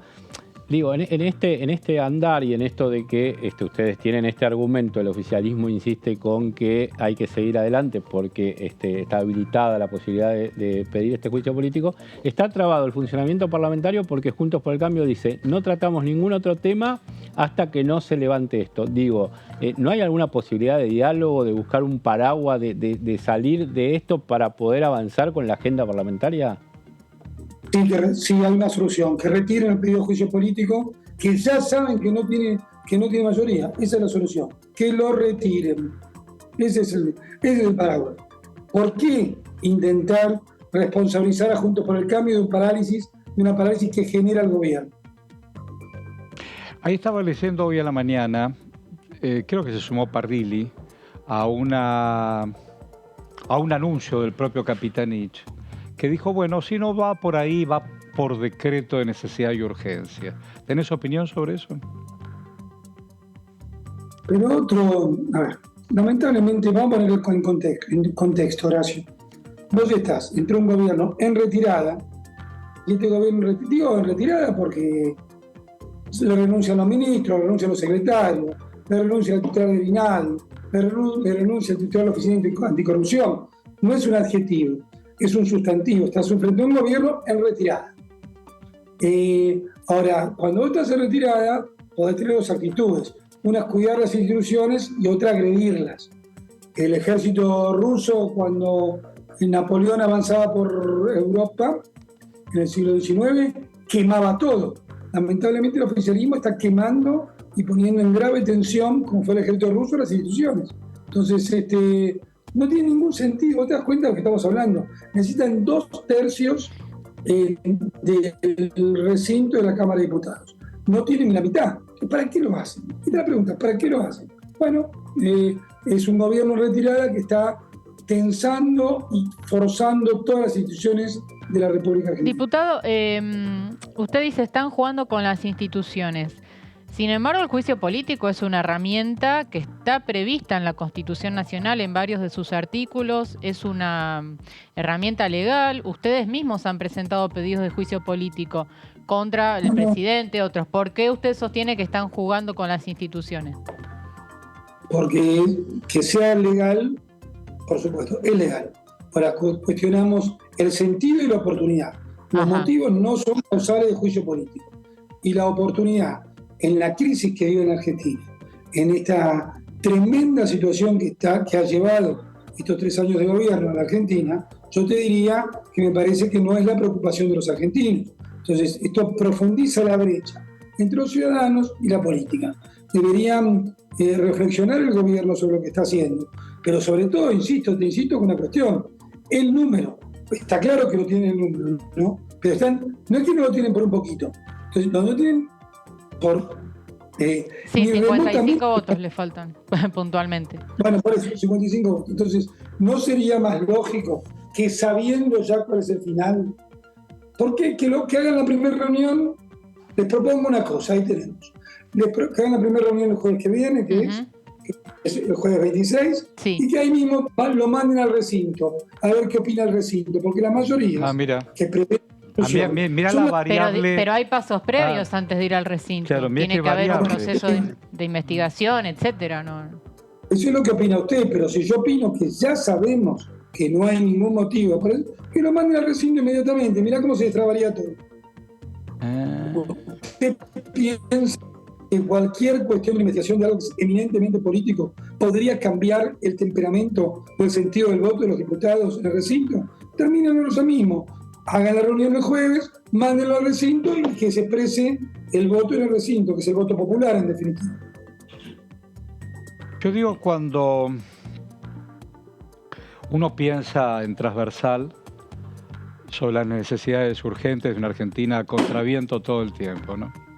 Con necesidades urgentes que incluso podrían y debieran salir también desde la Cámara de Diputados. Yo vi y estoy viendo cómo, por ejemplo, el de previsión, el de alquileres, todo va quedando empantanado y cajoneado. Digo, qué sé yo, ¿cómo desanudás el tema? ¿Cómo lo desanudás? Ese es el tema, ahora eso es una muy buena reflexión.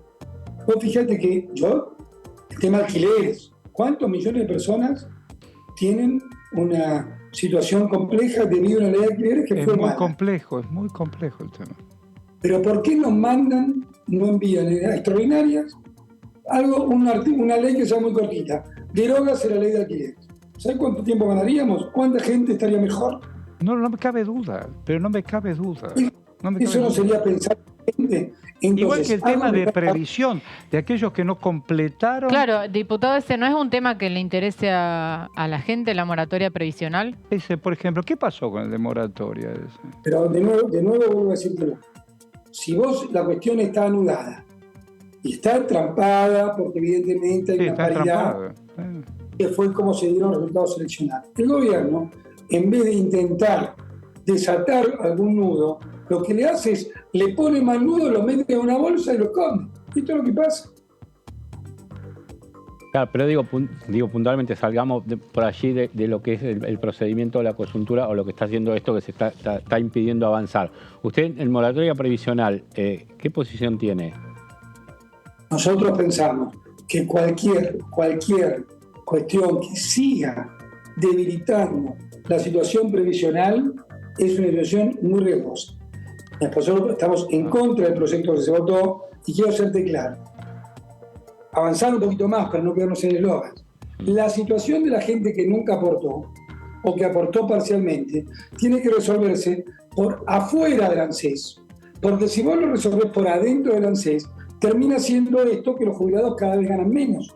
Porque querer resolver con un sistema que está previsto, con aportes durante una determinada cantidad de años, unas situaciones que no son tales. Esas situaciones tendrían que ser analizadas de otra manera. Entonces, lo que conseguimos así es mezclar situaciones absolutamente diferentes y lo que se hizo fue debilitar el sistema previsional. No solamente con esto, con la moratoria que hizo Cristina Fernández durante su gobierno. ¿Por qué se desbarrancó el tema universidades? ¿Por qué no se llegó a un acuerdo? Había tantas particularidades y tanto interés. ¿Qué pasó ahí? Mira, yo te voy a decir mi situación personal. Soy producto de la universidad pública. Claro, vos sos ingeniero. Presidí en la Universidad de Buenos Aires. Sí. Presidí el primer centro de estudiantes que se normalizó durante la dictadura, que fue el Centro de Estudiantes de Ingeniería, la línea Red.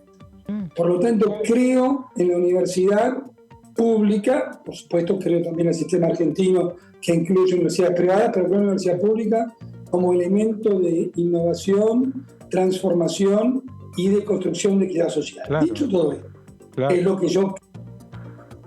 La planificación y los motivos por los cuales llevan a la creación de estas nuevas universidades están mal justificados. No hay documentación.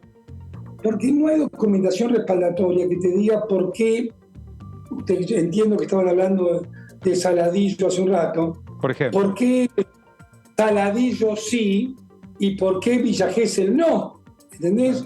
Entonces, o Villa Gesell o cualquier cosa, que ¿entendés? Entonces, no, esta metodología de decir que cada pueblo tenga su universidad, en realidad también debilita el sistema universitario. ¿Debilita, decís vos? ¿Lo debilita, decís?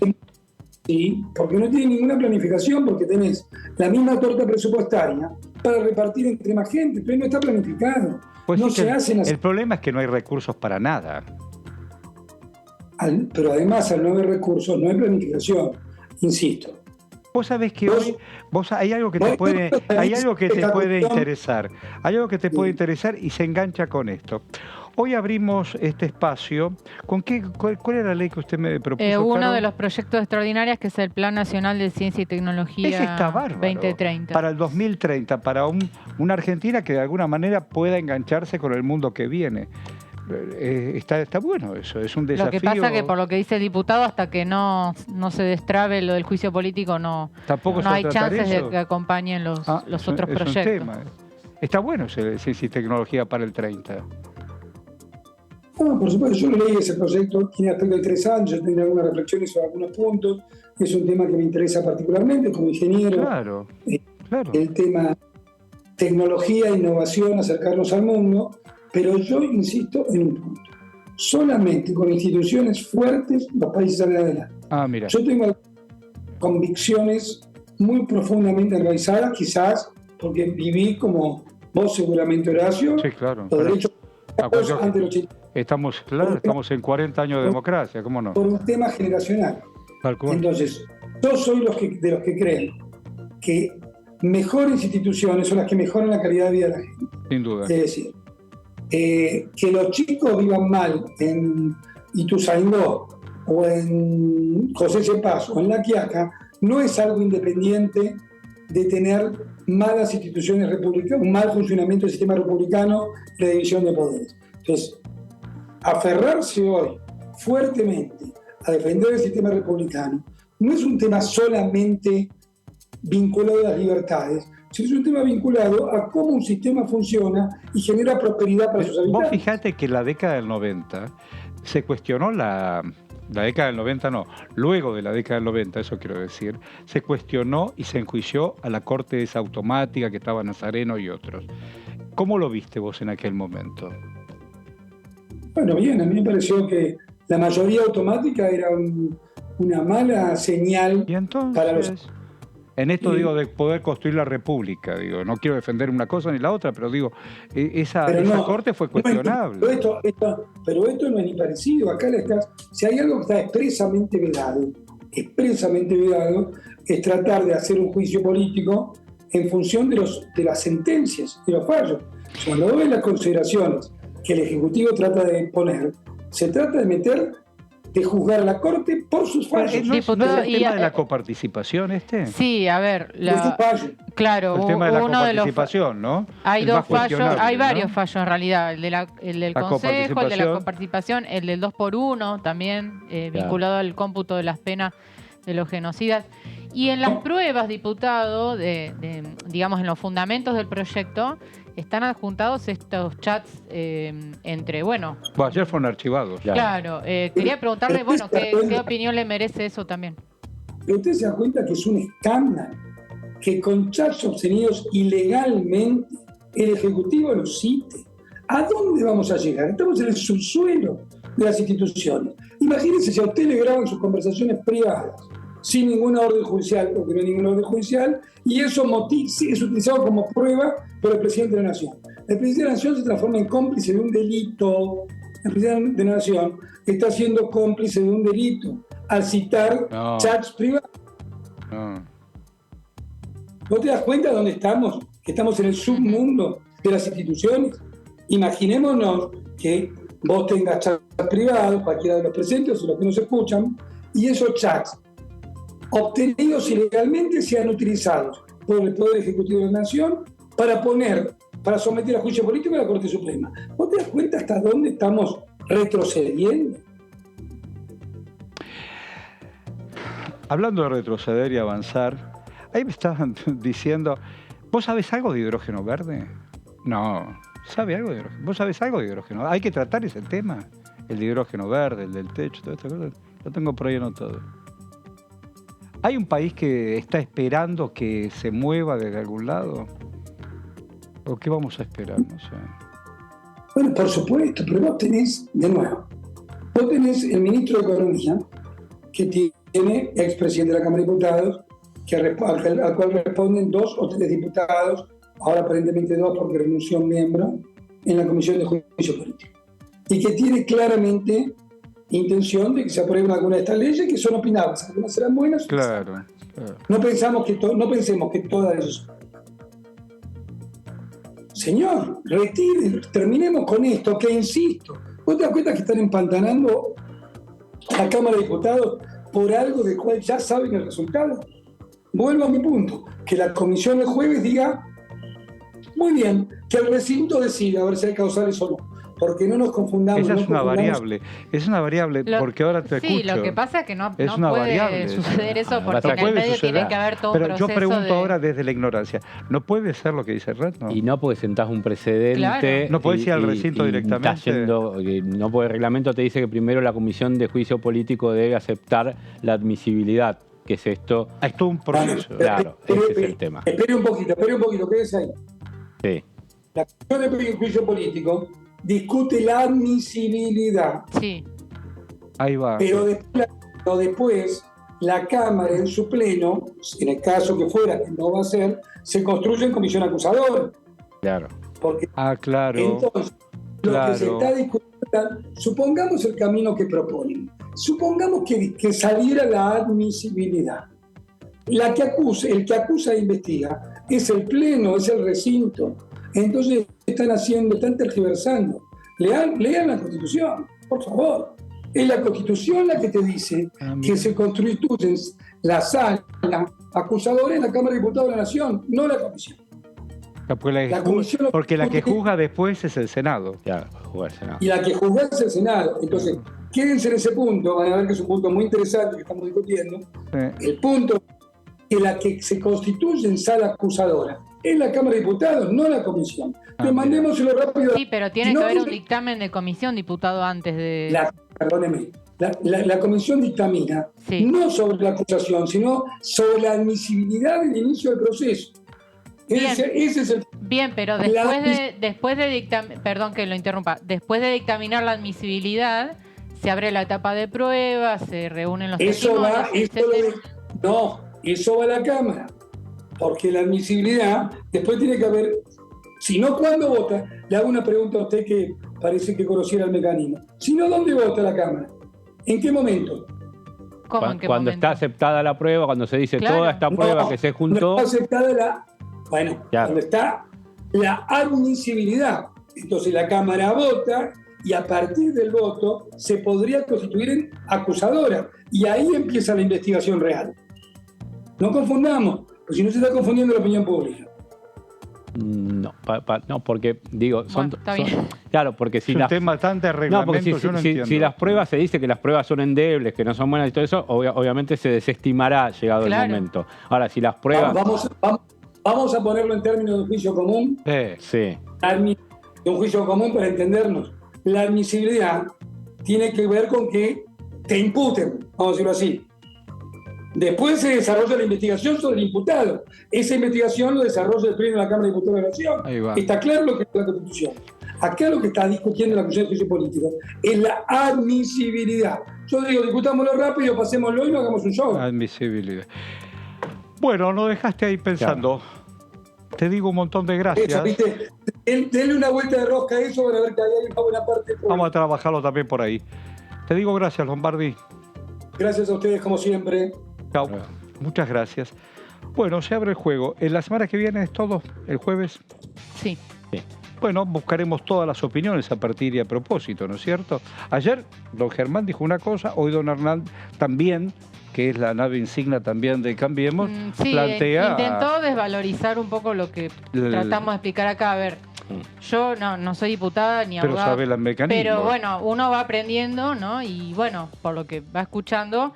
Yo entiendo que después de la admisibilidad se abre esta etapa de prueba. Es una etapa de pruebas, dice usted. Y finalmente sale un dictamen donde se acusa o no se acusa. Y ese dictamen va al recinto. Y después recién. Porque la admisibilidad es un proyecto de resolución y lo que después dictamina la comisión es el dictamen, sobre la prueba, si considera buena o no, que sirve o que no. Igual siempre el reglamento admite todo diferentes interpretaciones. ¿Dónde consigo el reglamento? Si Lombardi tiene... Tengo que cerrar. ¿Dónde consigo todo esto? ¿En el reglamento? Claro, todo esto está en el reglamento de la Comisión de Juicio Político, que tiene uno propio. Lo voy a buscar. Bueno, muy interesante para pensar en voz alta la república que queremos. Me das plano y te digo gracias. Gracias por acompañarnos. Está bueno para pensarnos en voz alta, por eso está buena la pantalla. Chao, Caro. Chao, buen fin de semana. Chao, Leo. Chao, nos vemos. Gracias. Gracias, nos reencontramos en Diputado TV. Ahí vamos.